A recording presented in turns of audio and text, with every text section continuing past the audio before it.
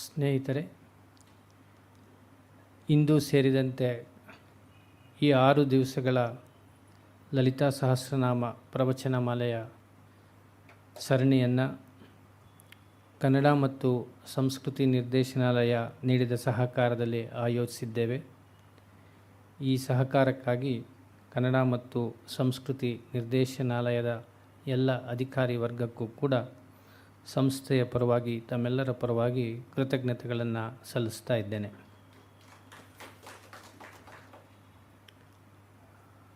ಈ ಸ್ತೋತ್ರ ಸಾಹಿತ್ಯದ ಪರಿಚಯದ ಪ್ರವಚನ ಸರಣಿ ಸುಮಾರು 1.5 ದಶಕಕ್ಕೂ ಕೂಡ ಈ ಸಂಸ್ಥೆಯಲ್ಲಿ ನಡೆದು ಬಂದಿದೆ. ಅದನ್ನು ವಿದ್ವಾನ್ ಗಣೇಶ್ ಭಟ್ ಹೋಬಳಿ ಅವರು ಸತತವಾಗಿ ನಡೆಸ್ಕೊಂಡು ಬಂದು ನಮಗೆಲ್ಲ ಉಪಕರಿಸಿದ್ದಾರೆ. ಭಗವದ್ಗೀತೆಯಲ್ಲಿ ಬೇರೆ ಬೇರೆ ಸ್ತೋತ್ರ ಸಾಹಿತ್ಯದಲ್ಲಿ ಬಂದಿರುವ ವೇದಾಂತ ಸತ್ಯವನ್ನು ತಿಳಿಸ್ಕೊಡ್ತಾ ಇರುವಾಗ ಹೇಳಿರುವ ಕೆಲವು ಒತ್ತು ವಿಷಯಗಳು ಲಲಿತಾ ಸಹಸ್ರನಾಮದಲ್ಲಿಯೂ ಕೂಡ ಹಾದು ಹೋಗಿದೆ. ಅವರು ಅನೇಕ ಬಾರಿ ಈ ವಿಚಾರವನ್ನು ನಮ್ಮ ಮನಸ್ಸಿಗೆ ಗಟ್ಟಿ ಮಾಡುವುದಕ್ಕೋಸ್ಕರ ತಿಳಿಸ್ಕೊಟ್ಟಿದ್ದಾರೆ. ಸುಮ್ಮನೆ 1-2 ಉದಾಹರಣೆಗೆ ಏನೋ ಹೇಳ್ತಿದ್ದಾರೆ ಅಂತ ಅನ್ಕೋಬಾರ್ದು ಅನ್ನೋ ಕಾರಣಕ್ಕೆ ಕಾರ್ಯಕಾರಣ ನಿರ್ಮುಕ್ತ, ಧರ್ಮಾಧರ್ಮ ವಿವರ್ಜಿತ, ಇವಕ್ಕೆ ಉಪನಿಷತ್ತಿನ ಉದಾಹರಣೆಗಳನ್ನು, ವೇದಾಂತದ ಉದಾಹರಣೆಗಳನ್ನು, ಭಗವದ್ಗೀತೆಯ ಉದಾಹರಣೆಗಳನ್ನು ಹೇಳಿ ನಿನ್ನೆ ಉತ್ತರಾಯಣ ದಕ್ಷಿಣಾಯನ ಮಾರ್ಗ, ಸಾಧಕನ ಸ್ಥಿತಿ, ಜೀವದ ಗತಿ, ಪುನರಾಗಮನ ಇತ್ಯಾದಿ ವಿಷಯಗಳನ್ನು ತಿಳಿಸ್ಕೊಟ್ಟಿದ್ದಾರೆ. ಹೀಗಾಗಿ ಈ ಸಮಗ್ರ ವೇದಾಂತ ಚಿಂತನೆಗೆ ಪೂರಕವಾಗಿ ಇರುವ ಈ ಲಲಿತಾ ಸಹಸ್ರನಾಮ ಸ್ತೋತ್ರ ವ್ಯಾಖ್ಯಾನ ನಮ್ಮ ಮುಂದೆ ಈ ರೀತಿ ಸಿಕ್ಕುವುದು ಬಹಳ ಅಪರೂಪ. ಇದನ್ನು ಸದುಪಯೋಗಪಡಿಸಿಕೊಂಡು ಸಾರ್ಥಕತೆ ಮಾಡಿಕೊಂಡ್ರೆ ಬಹುಶಃ ವಿದ್ವಾನ್ ಗಣೇಶ್ ಭಟ್ ಹೋಬಳಿ ಅವರಿಗೆ ನಾವು ಸಲ್ಲಿಸಬಹುದಾದಂತಹ ಕಾಣಿಕೆ ಅನಿಸುತ್ತೆ. ಅದಕ್ಕಾಗಿ ಅವರಿಗೆ ಸಂಸ್ಥೆಯ ಪರವಾಗಿ ತಮ್ಮೆಲ್ಲರ ಪರವಾಗಿ ಭಕ್ತಿಪೂರ್ವಕ ಕೃತಜ್ಞತೆಗಳನ್ನು ಸಲ್ಲಿಸ್ತಾ ಇದ್ದೇನೆ. ಅದಕ್ಕೂ ಮೊದಲು ನಾಳೆಯಿಂದ ಇರುವ ಒಂದು ವಿಶೇಷ ಕಾರ್ಯಕ್ರಮ ಸರಣಿ ಕುಮಾರವ್ಯಾಸ ಭಾರತದ ಬಗ್ಗೆ ಡಾಕ್ಟರ್ ಜ್ಯೋತಿ ಶಂಕರ್ ಅವರು ಪ್ರವಚನ ಮಾಲೆಯನ್ನು ನಡೆಸಿಕೊಡಲಿದ್ದಾರೆ. ತಾವೆಲ್ಲರೂ ಕೂಡ ಹೆಚ್ಚಿನ ಸಂಖ್ಯೆಯಲ್ಲಿ ಬಂದು ಪ್ರಯೋಜನ ಪಡಿಬೇಕು ಅಂತ ಪ್ರಾರ್ಥನೆ ಮಾಡ್ತೇನೆ. ನಮಸ್ಕಾರ.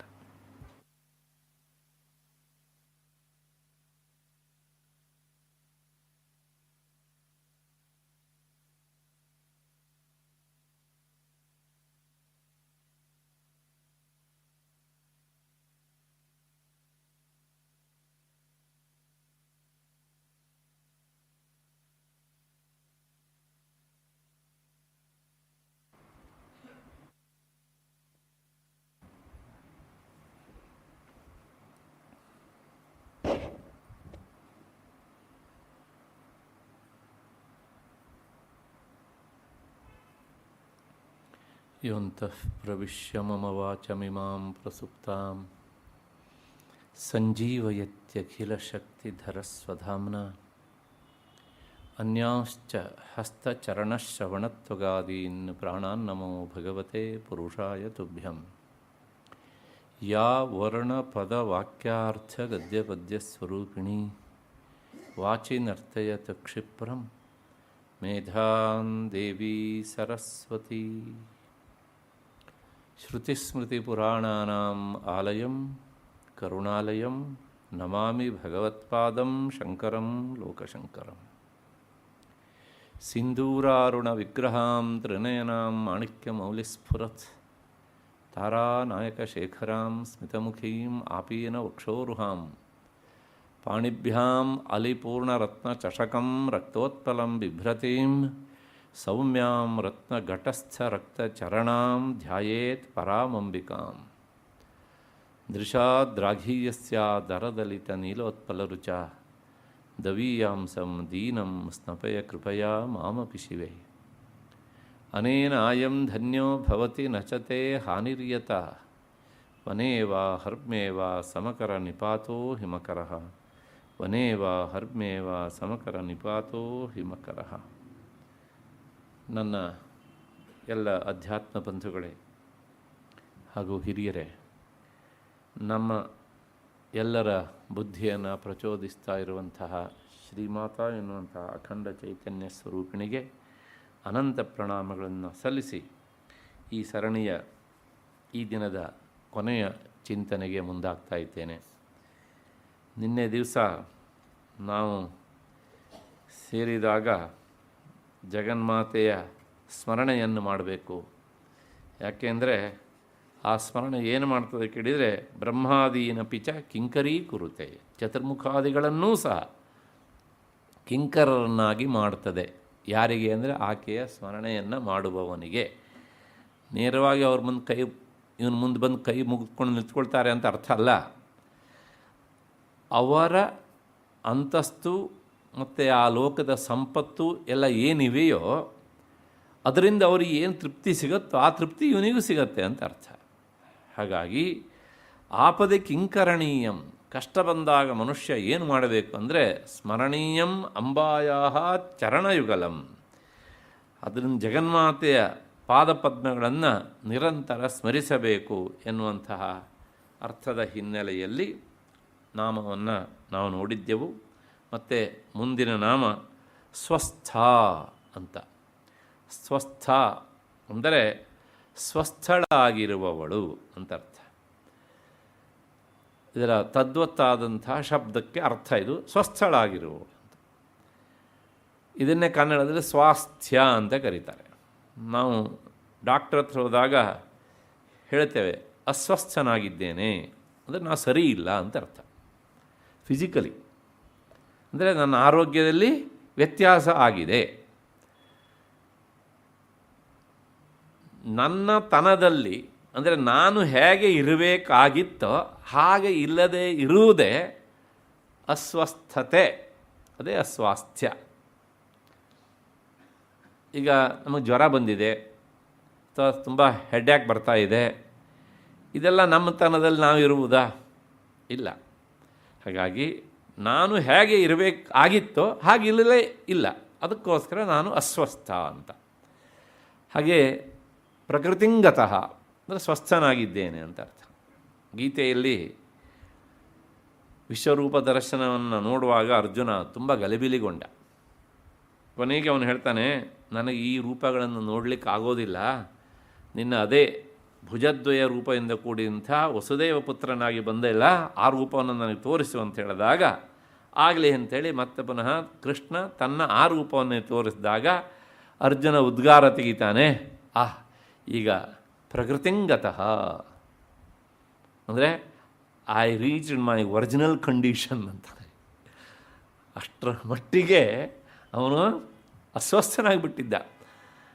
ನಾನು ನೀವು ಅವನು ವಿಶ್ವರೂಪ ದರ್ಶನ ನೋಡಿದ್ದಾನೆ ಅಂತ ಸಂತೋಷ ಪಡ್ತೇವೆ. ನೋಡುವಾಗ ಕೃಷ್ಣ ದಿವ್ಯ ದೃಷ್ಟಿಯನ್ನು ಕೊಟ್ಟ ನೋಡಿದ, ದಿವ್ಯ ದೃಷ್ಟಿಯನ್ನು ಕೊಡದೇನೆ ನೋಡು ಅಂತ ಹೇಳಿದಾಗ ಏನಾಗುತ್ತೆ ಅನ್ನೋದಕ್ಕೆ ಒಂದು ಉದಾಹರಣೆ ಇದೆ ಹೀಗೆ ಅಂತ.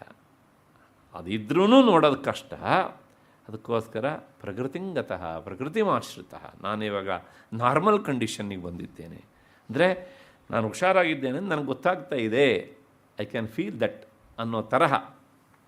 ಹಾಗೆಯೇ ಸ್ವಸ್ಥಳಾಗಿರುವವಳು, ಅವಳು ಯಾವಾಗಲೂ ಸ್ವಸ್ಥಳೆ. ಯಾಕೆಂದರೆ ಅವಳಿಗೆ ಅಸ್ವಸ್ಥತೆ ಅನ್ನೋದು ಇಲ್ಲವೇ ಇಲ್ಲ, ಅಸ್ವಾಸ್ಥ್ಯ ಅನ್ನೋದು ಇಲ್ಲವೇ ಇಲ್ಲ. ಒಂದು ಯಾಕೆ ಕೇಳಿದರೆ ದುಃಖಕೃತ ಚಾಂಚಲ್ಯಾಭಾವಾತ್ ಸ್ವಸ್ಥ. ಈಗ ಆರೋಗ್ಯ ಕೆಡುವುದು ಎರಡು ದೃಷ್ಟಿಯಿಂದ, ಒಂದು ಮಾನಸಿಕವಾಗಿ, ಇನ್ನೊಂದು ದೈಹಿಕವಾಗಿ. ಮಾನಸಿಕವಾಗಿ ಅವಳು ಯಾವಾಗಲೂ ಅಸ್ವಸ್ಥಳಾಗುವುದು ಇಲ್ಲವೇ ಇಲ್ಲ. ಯಾಕೆ ಕೇಳಿದರೆ ಅವಳಿಗೆ ದುಃಖ ಇಲ್ಲ. ದುಃಖ ಇರುವ ಮನಸ್ಸು ಚಂಚಲವಾಗ್ತದೆ.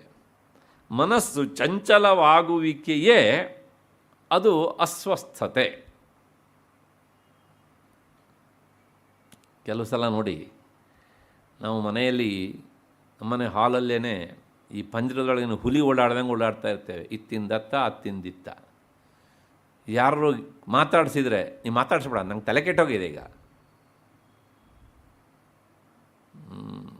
ಒಂದು 9 ಅಥವಾ 2 ತಾಸು ನನ್ನನ್ನು ಮಾತಾಡಿಸ್ಬೇಡ, ನನಗೇನಾಗಿದೆ, ತಲೆ ಕೆಟ್ಟು ಹೋಗಿದೆ ಅಂತ ಅವನಿಗೆ ಗೊತ್ತಾಗ್ತಾ ಇದೆ.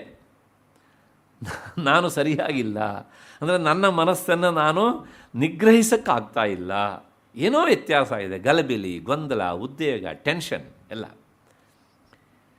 ಇದಕ್ಕೆಲ್ಲ ಕಾರಣ ಏನು ಕೇಳಿದರೆ ದುಃಖ.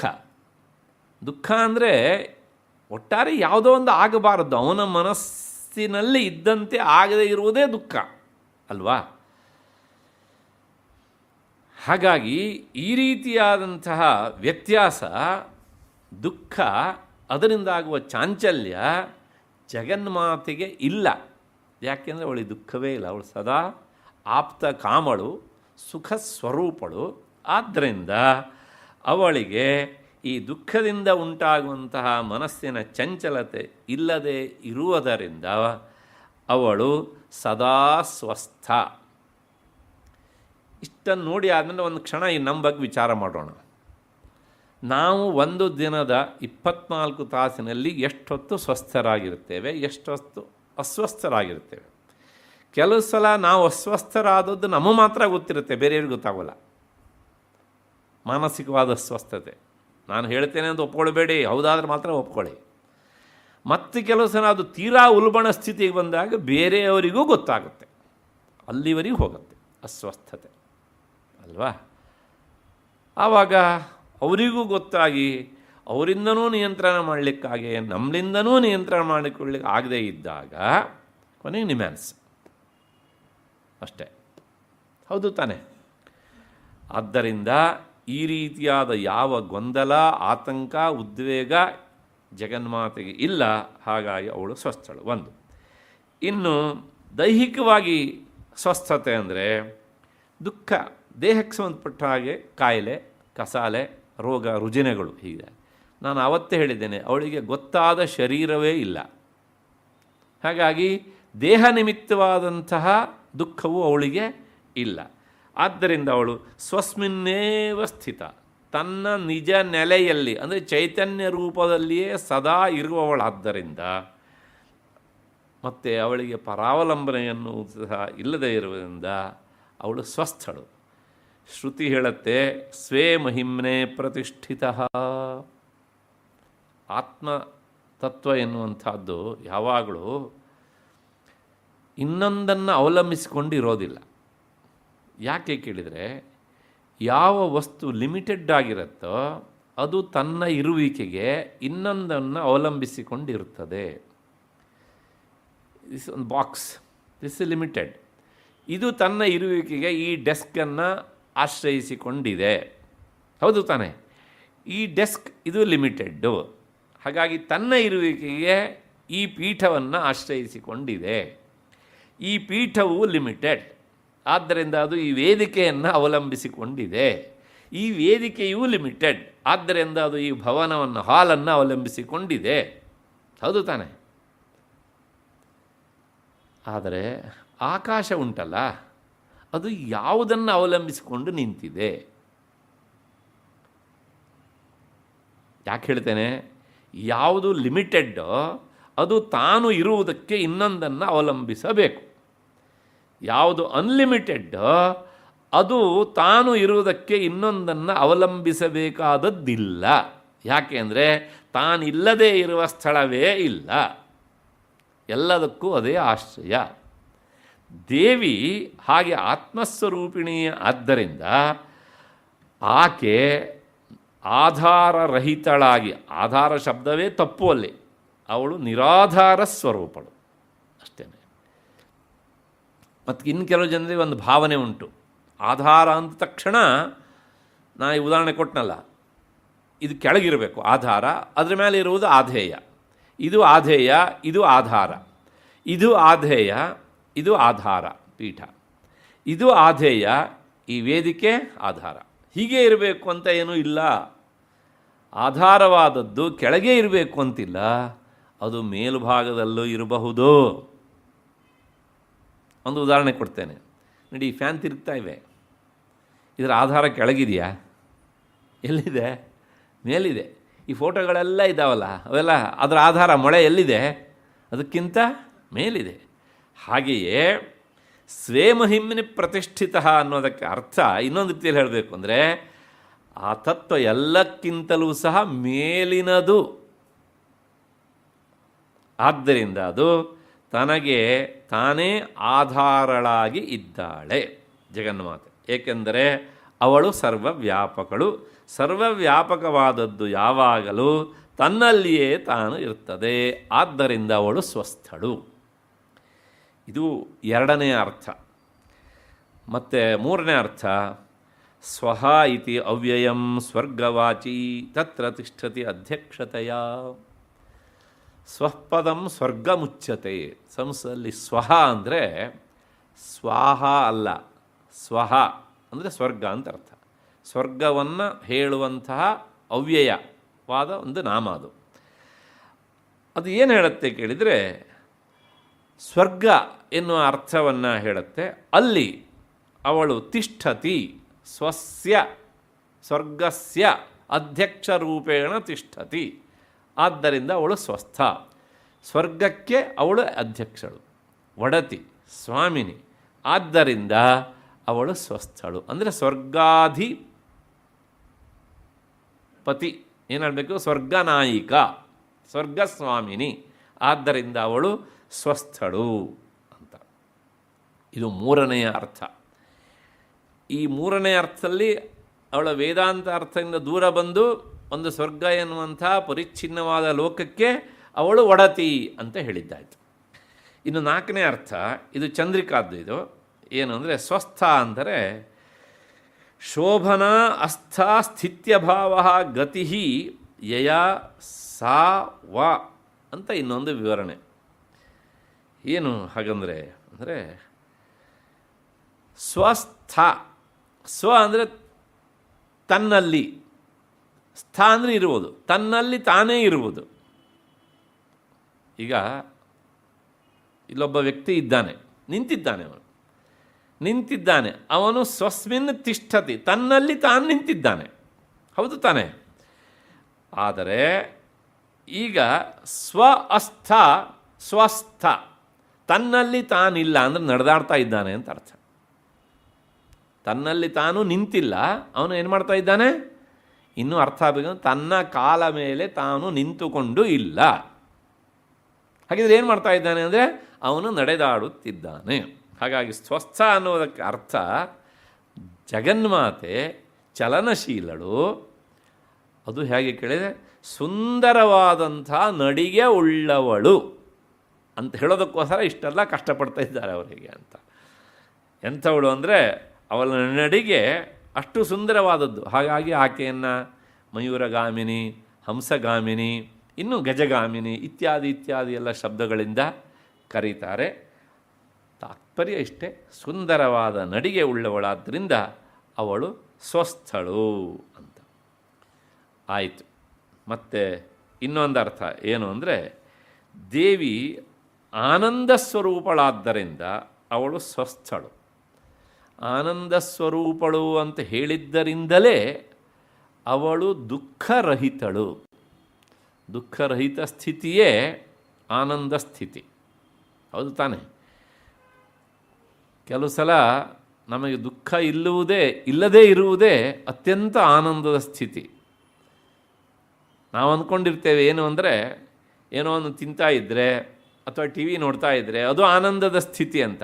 ಅದಲ್ಲ, ದುಃಖ ಇಲ್ಲದ ಸ್ಥಿತಿಯೇ ಅದು ಆನಂದದ ಸ್ಥಿತಿ. ಹಾಗೆ ಟಿ ವಿ ನೋಡ್ತಾ ಇರಬೇಕಿದ್ರೆ, ಏನೋ ತಿಂತಾ ಇದ್ದರೆ ಯಾಕೆ ಆನಂದ ಆಗ್ತಾ ಕೇಳಿದರೆ, ಅದಿಷ್ಟೊತ್ತು ನಮಗೆ ದುಃಖ ಇಲ್ಲದೇ ಇದ್ದಿದ್ದರಿಂದ ಅದು ಆನಂದದ ಸ್ಥಿತಿ ಅಂತ ನಾವು ಕರಿತೇವೆ. ಅದರ ಮೂಲ ಉದ್ದೇಶ ಏನು ಅಂದರೆ, ದುಃಖಾಭಾವದ ಸ್ಥಿತಿಯೇ ಆನಂದದ ಸ್ಥಿತಿ. ಜಗನ್ಮಾತೆಗೆ ಯಾವುದೇ ರೀತಿಯ ದುಃಖ ಇಲ್ಲದೇ ಇದ್ದರಿಂದ ಅವಳು ಸ್ವಸ್ಥ ಅಂತ ಆಯಿತು. ಅಥವಾ ಸರ್ವಕ್ಕೂ ಅವಳೇ ಆಧಾರವಾದ್ದರಿಂದ ಅವಳಿಗೆ ಇನ್ನೊಂದು ಆಧಾರ ಎನ್ನುವಂಥದ್ದು ಇಲ್ಲದೆ ಇರುವುದರಿಂದ ಅಥವಾ ಅದು ಬೇಕಿಲ್ಲದೆ ಇರುವುದರಿಂದ ಅವಳು ಸ್ವಸ್ಥಳು. ಇಷ್ಟು ಹಿನ್ನೆಲೆಯಲ್ಲಿ ಈ ಸ್ವಸ್ಥ ಎನ್ನುವಂಥ 2 ಅಕ್ಷರದ ನಾಮದ ವಿವರಣೆ ಆಯಿತು ಅಂತ ಅಂದ್ಕೊಳ್ಳೋಣ. ಮುಂದಿನ ನಾಮ 915 ಸ್ವಭಾವ ಮಧುರ ಅಂತ. ಕೆಲವು ಜನರ ಸ್ವಭಾವ ಮಧುರವಾಗಿರ್ತದೆ, ಮತ್ತು ಕೆಲವು ಜನರ ಸ್ವಭಾವ ಮಧುರವಾಗಿ ಇರುವುದಿಲ್ಲ. ಹೌದಾನೆ? ಯಾಕೋ ಅವ್ರನ್ನ ಕಂಡ್ರೆ ಅಲರ್ಜಿ ನಮಗೆ ಅಂತ ದೊಡ್ಡ ಶಬ್ದ ನಾವು ಮಾಡಿಬಿಡ್ತೇವೆ. ಯಾಕೆಂದರೆ ಅವ್ರ ಸ್ವಭಾವ ನಮಗೆ ಇಷ್ಟ ಆಗುವುದಿಲ್ಲ, ಅದು ಮಧುರ ಅಲ್ಲ, ಆದ್ದರಿಂದ ಹಾಗೆ ಅಂತ. ಜಗನ್ಮಾತೆ ಹಾಗಲ್ಲ, ಅವಳು ಸ್ವಭಾವತಃ ಮಧುರಳಾಗಿರುವವಳು. ಮಧುರ ಅನ್ನೋದಕ್ಕೆ ಮೇಲ್ನೋಟದ ಅರ್ಥ ಸಿಹಿ ಅಂತ. ಒಬ್ಬ ವ್ಯಕ್ತಿ ನಮಗೆ ಇಷ್ಟ ಆಗ್ತಾನೆ ಅಂದರೆ ಅವನು ನಮಗೆ ಮಧುರ. ಅವನೇನು ಮೈಗೆಲ್ಲ ಬೆಲ್ಲ ಹಚ್ಕೊಂಡು ಬಂದಿದ್ದಾನೆ ಅಂತ ಅವನು, ಅಥವಾ ಸಕ್ಕರೆ ಹಚ್ಕೊಂಡು ಬಂದಿದ್ದಾನೆ ಅಲ್ಲ. ಸಿಹಿ ಹೇಗೆ ನಾಲಿಗೆಗೆ ಇಷ್ಟವೋ ಹಾಗೆ ಅವನ ಸ್ವಭಾವ ನಮ್ಮ ಮನಸ್ಸಿಗೆ ಇಷ್ಟ. ಆದ್ದರಿಂದ ಮಧುರ ಎನ್ನುವಂಥ ಶಬ್ದ ಪ್ರಯೋಗ ಮಾಡ್ತೇವೆ. ಭಾಷೆಯನ್ನು ನಾವು ಒಳಹೊಕ್ಕು ನೋಡಬೇಕು ಯಾವಾಗಲೂ ಸಹ. ಅಲ್ಲದ್ರೆ ಮಧುರ ಅಂದರೆ ಸಿಹಿ ಅಲ್ವನ್ರಿ, ಅದೇನು ಜಗನ್ಮಾತೆ ಮೈಗೆಲ್ಲ ಬೆಲ್ಲ ಹಚ್ಕೊಂಡಿದ್ದಾಳ ಅಂತ ಯಾವನಾರು ಮೂರ್ಖ ಕೇಳಿಯಾನು? ಹಾಗಲ್ಲ. ಸ್ವಭಾವತಃ ಮಧುರ ಅಂದರೆ ಸ್ನಿಹ್ಯತೆ, ಅವಳು ಸ್ನೇಹ ಸಂಪನ್ನಳು ಅಂತ ಅರ್ಥ. ಅದನ್ನು ವಿವರಣೆಕಾರರು ಹೇಳ್ತಾರೆ, ವ್ಯಾಖ್ಯಾನಕಾರರು, ಪ್ರಭಾವಾದೇವ ಉಪಾಧಿ ಸಂಪರ್ಕ ಮಂತರೇಣೈವ ಮಧುರ ಸರ್ವ ಅಭಿಲಷಣೀಯ. ಯಾರು ಬೇಜಾರು ಮಾಡ್ಕೊಳ್ಬೇಡಿ, ಇಲ್ಲೊಂದು ಉದಾಹರಣೆ ಕೊಡ್ತಾರೆ. ಕೆಲವು ವಸ್ತುಗಳು ಉಪಾಧಿಯ ಸಂಪರ್ಕದಿಂದ ಸುಂದರವಾಗಿ ಕಾಣುತ್ತವೆ. ಉದಾಹರಣೆಗೆ ಕೆಲವು ಜನರಿಗೆ ಒಂದು ಹುಚ್ಚಿರುತ್ತೆ, ನಾನು ಚಂದ ಇಲ್ಲ, ಅದಕ್ಕೋಸ್ಕರ ಕತ್ತಿನಲ್ಲಿ ಅಥವಾ ಕೈಗೆ ಎಲ್ಲೆಲ್ಲಿ ಸಾಧ್ಯವಲ್ಲೆಲ್ಲ ಒಂದೊಂದು ಎಲ್ಲ ಸೇರಿ 1-1.5 kg ಅಷ್ಟು ಆಭರಣ ಹಾಕ್ಕೊಂಡ್ರೆ ನಾನು ಚಂದ ಕಾಣ್ತೇನೆ ಅಂತ. ಎಲ್ಲರಿಗೂ ಅಲ್ಲ, ಆದರೆ ಈ ಹುಚ್ಚು ಇವಾಗ ಜಾಸ್ತಿ ಆಗ್ತದೆ. ವೈಶಾಖ ಮಾಸ ಬಂದ ತಕ್ಷಣ ಅಕ್ಷತ ತದಿಗೆ ಹೊತ್ತಿಗೆ ಎಲ್ಲ ಗೋಲ್ಡನ್ ಶಾಪ್ಗಳು ಸಹ ಬ್ಯುಸಿ ಆಗಿಬಿಡ್ತವೆ. ಈಗಲಷ್ಟು ತಯಾರಿ ಮಾಡ್ಕೊಂಡಿರ್ತಾರೆ ಅಂತ. ಯಾಕೆ ಕೇಳಿದರೆ ಅವರು ಎಲ್ಲೋ ಒಂದು ಕಡೆಗೆ ನಾನು ಚಂದ ಇಲ್ಲ, ನಾನು ಇದನ್ನು ಹಾಕ್ಕೊಂಡು ಚಂದ ಕಾಣಬೇಕು ಅಂತ. ಸಂಸ್ಕೃತದಲ್ಲಿ ಒಂದು ಮಾತುಂಟು, ಸ್ವಭಾವ ಸುಂದರಂ ವಸ್ತು ನ ಸಂಸ್ಕಾರಂ ಅಪೇಕ್ಷತೆ. ಯಾವುದು ಸಹಜವಾಗಿಯೇ ಸುಂದರವಾಗಿರ್ತದೆಯೋ ಅದಕ್ಕೆ ನೀವು ಇನ್ನೇನು ಅಲಂಕಾರ ಮಾಡಬೇಕಾದದ್ದಿಲ್ಲ. ಒಂದು ದಿವಸ ಅವರು ಕೂದಲನ್ನು ಬಾಚದೇ ಇದ್ದರೂ ಪರವಾಗಿಲ್ಲ, ಹರಿದ ಸೀರೆಯನ್ನು ಉಟ್ಟುಕೊಂಡ್ರೂ ಪರವಾಗಿಲ್ಲ. ಯಾಕೆ ಕೇಳಿದರೆ ಈ ಮಧುರತೆ ಎನ್ನುವುದು ಹೊರಗಿನ ಸ್ಕಿನ್ನನ್ನು ಅವಲಂಬಿಸ್ಕೊಂಡಿದ್ದ ಅಲ್ಲ, ಅದು ಸ್ವಭಾವವನ್ನು ಅವಲಂಬಿಸ್ಕೊಂಡಿದ್ದೇವೆ ಅಂತ. ಆದ್ದರಿಂದ ಯಾಕೆ ಹೇಳಿದೆ ಕೇಳಿದರೆ ಈ ಯಾವುದೇ ಹೊರಗಿನ ಸಂಪರ್ಕದಿಂದ ಉಪಾಧಿ ಸಂಪರ್ಕ ಇಲ್ಲದೇ ಇದ್ರೂ ಸಹ ಯಾವುದು ಮಧುರವಾಗಿರ್ತದೆಯೋ ಅದೇ ಸ್ವಭಾವ ಮಧುರ. ಜಗನ್ಮಾತೆ ಯಾಕೆ ಅವಳು ಸ್ವಭಾವ ಮಧುರಳು ಅಂತಂದರೆ ನೋಡಿ, ಕೆಲವು ಒಂದೊಂದಕ್ಕೆ ಒಂದೊಂದು ಸ್ವಭಾವ ಇರ್ತದೆ. ಕೆಳಮುಖವಾಗಿ ಹರಿಯುವುದೇ ನೀರಿನ ಸ್ವಭಾವ. ಸಹಜವಾಗಿ ಮೇಲಮುಖವಾಗಿ ಹರಿಯುತ್ತದು. ಹಾಗೆ ಹರಿಬೇಕು ಅಂದರೆ ನೀವು ಪ್ರಯತ್ನ ಮಾಡಬೇಕು, ಪಂಪ್ ಆನ್ ಮಾಡಬೇಕು ಅಷ್ಟೇ. ಹೌದು ತಾನೆ? ಹೀಗಿಲ್ಲದಿದ್ದರೆ ಏನು ಮಾಡುತ್ತೆ, ಸಹಜವಾಗಿ ಕೆಳಮುಖವಾಗಿ ಹರಿಯುತ್ತೆ. ಹೀಗೆ ಕೆಳಮುಖವಾಗಿ ಹರಿಯುವುದು ನೀರಿನ ಸ್ವಭಾವವಾದಂತೆ ಮೇಲ್ಮುಖವಾಗಿ ಉರಿಯುವುದೇ ಬೆಂಕಿಯ ಸ್ವಭಾವ. ಬೆಂಕಿ ಯಾವತ್ತಾರು ಈ ಕೆಳಮುಖ ಜ್ವಾಲೆಯನ್ನು ಉಗುಳತ್ತದು ಇಲ್ಲ, ಮೇಲ್ಮುಖವಾಗಿ. ಹೌದು ತಾನೆ? ಎಲ್ಲ ಕಡೆಗೂ ಸಂಚರಿಸ್ತಾ ಇರುವುದೇ ಗಾಳಿಯ ಸ್ವಭಾವವಾದಂತೆ ಸ್ವಭಾವತಃ ಮಧುರವಾಗಿರುವುದೇ ಜಗನ್ಮಾತೆಯ ಸ್ವಭಾವ. ಆದ್ದರಿಂದ ಅವಳು ಸ್ವಭಾವ ಮಧುರ. ಹಾಗಾಗಿ ಯಾರೋ ತನ್ನನ್ನು ಹೊಗಳ್ತಾರೆ, ಯಾರೋ ತನ್ನನ್ನು ತೆಗಳ್ತಾರೆ ಎನ್ನುವ ದೃಷ್ಟಿಯಿಂದ ಅವಳು ತನ್ನ ಭಕ್ತರಿಗೆ ತೋರಿಸುವಂತಹ ಆ ಮಾಧುರ್ಯವನ್ನು ಅವಳು ಕೈ ಬಿಡುವುದಿಲ್ಲ. ಆದ್ದರಿಂದ ಅವಳು ಸ್ವಭಾವ ಮಧುರಳು. ಇಷ್ಟಾದ್ರೂ ಸಹ ಒಂದು ಸಂಶಯ ಬರುತ್ತೆ ನಮಗೆ, ಆದರೂ ಸಹ ಅವಳು ಯಾಕೆ ಸ್ವಭಾವತಃ ಮಧುರಳಾಗೇ ಇರಬೇಕ್ರಿ ಅಂತಂದರೆ ಇದಕ್ಕೆ ಒಂದು ವಿವರಣೆಯನ್ನು ಕೊಡ್ತಾರೆ ಅವರು. ಸ್ವಸ್ಯ ಆತ್ಮನಃ ಭಾಯಾಂ ಪ್ರತಿಭಾಯಾಂ ಯೇ ಅವಮಾಹ ಪ್ರಥಮ ಗಣನೀಯಾ ಆತ್ಮಜ್ಞೋತ್ತಮ ಇತಿ ಯಾವತ್ ಅಂತ. ಅಂದರೆ ನಮಗೆಲ್ಲರಿಗೂ ಯಾವುದು ಅತ್ಯಂತ ಇಷ್ಟ, ಯಾವುದು ಮಧುರ ಅಂತ ಒಂದು ಪ್ರಶ್ನೆ ಹಾಕ್ಕೊಂಡ್ರೆ ಅಲ್ಟಿಮೇಟ್ ಆನ್ಸರ್ ನಮಗೆ ನಾವೇ ಇಷ್ಟ. ನಮಗೆ ನಾವೇ ಇಷ್ಟ. ಒಂದು 4 ಸಲ ಹೇಳ್ತೇನೆ, ಬೇಜಾರು ಮಾಡ್ಕೊಳ್ಬೇಡಿ. ಅಲ್ಲ, ಗಂಡನಿಗೆ ಹೆಂಡತಿ, ಹೆಂಡತಿಗೆ ಗಂಡ, ಅವರಿಗೆ ಮಕ್ಕಳು, ಮಕ್ಕಳಿಗೆ ಅಪ್ಪ ಅಮ್ಮ, ಎಲ್ಲರಿಗೂ ಗೊತ್ತು, ನಾನು ಹೇಳಬೇಕಾದ್ದಿಲ್ಲ ಅಲ್ವಾ? ಹಾಗಿದ್ರೆ ಗಂಡ ಹೆಂಡತಿ ಪ್ರೀತಿಸ್ತಾನಲ್ಲ ಅಂದರೆ ಗಂಡ ಹೆಂಡತಿಯನ್ನು ಪ್ರೀತಿಸ್ತಾನೆ, ಕರೆಕ್ಟ್. ಯಾಕೆ ಗೊತ್ತಾ? ಹೆಂಡತಿಗೆ ಪ್ರೀತಿ ಆಗಲಿ ಅಂತಲ್ಲ, ತನ್ನ ಪ್ರೀತಿಗಾಗಿ ಹೆಂಡತಿಯನ್ನು ಪ್ರೀತಿಸ್ತಾನೆ. ಅಲ್ಲ, ಹೆಂಡತಿ ಗಂಡನ ಪ್ರೀತಿಸ್ತಾಳಲ್ಲ, ಅವಳು ಪ್ರೀತಿಸೋದು ತನ್ನ ಪ್ರೀತಿಗಾಗಿ ಗಂಡನನ್ನು ಪ್ರೀತಿಸ್ತಾಳೆ. ಯಾರು ಬೇಜಾರು ಮಾಡ್ಕೊಳ್ಬೇಡಿ, ನಂದಲ್ಲ ಮಾತು. ಆತ್ಮನಸ್ತು ಕಾಮಾಯ ಸರ್ವಂ ಪ್ರಿಯಂ ಭವತಿ. ತನ್ನ ಕಾಮನೆಗಾಗಿಯೇ ಇನ್ನೊಂದನ್ನು ಪ್ರೀತಿಸ್ತಾನೆ. ಸಣ್ಣ ಎಕ್ಸಾಂಪಲ್ ಕೊಡ್ತಾನೆ. ಒಂದು ಪುಟ್ಟ ಮಗುವನ್ನು ಯಾರೋ ಕರ್ಕೊಂಡು ಬರ್ತಾರೆ, ನಮಗೆ ನೋಡಿ ತುಂಬ ಸಂತೋಷ ಆಗುತ್ತೆ ಅಲ್ವಾ? ನಾವು ಏನು ಮಾಡ್ತೇವೆ ಅಂದರೆ ಎತ್ಕೊಂಡು ಆ ಮಗುವಿನ ಗಲ್ಲಕ್ಕೆ ನಮ್ಮ ಗಡ್ಡವನ್ನೊಮ್ಮೆ ತಾಗಿಸ್ತೇವೆ. ನಾವು ಅದು ಕಿರ್ಚತ್ತೆ.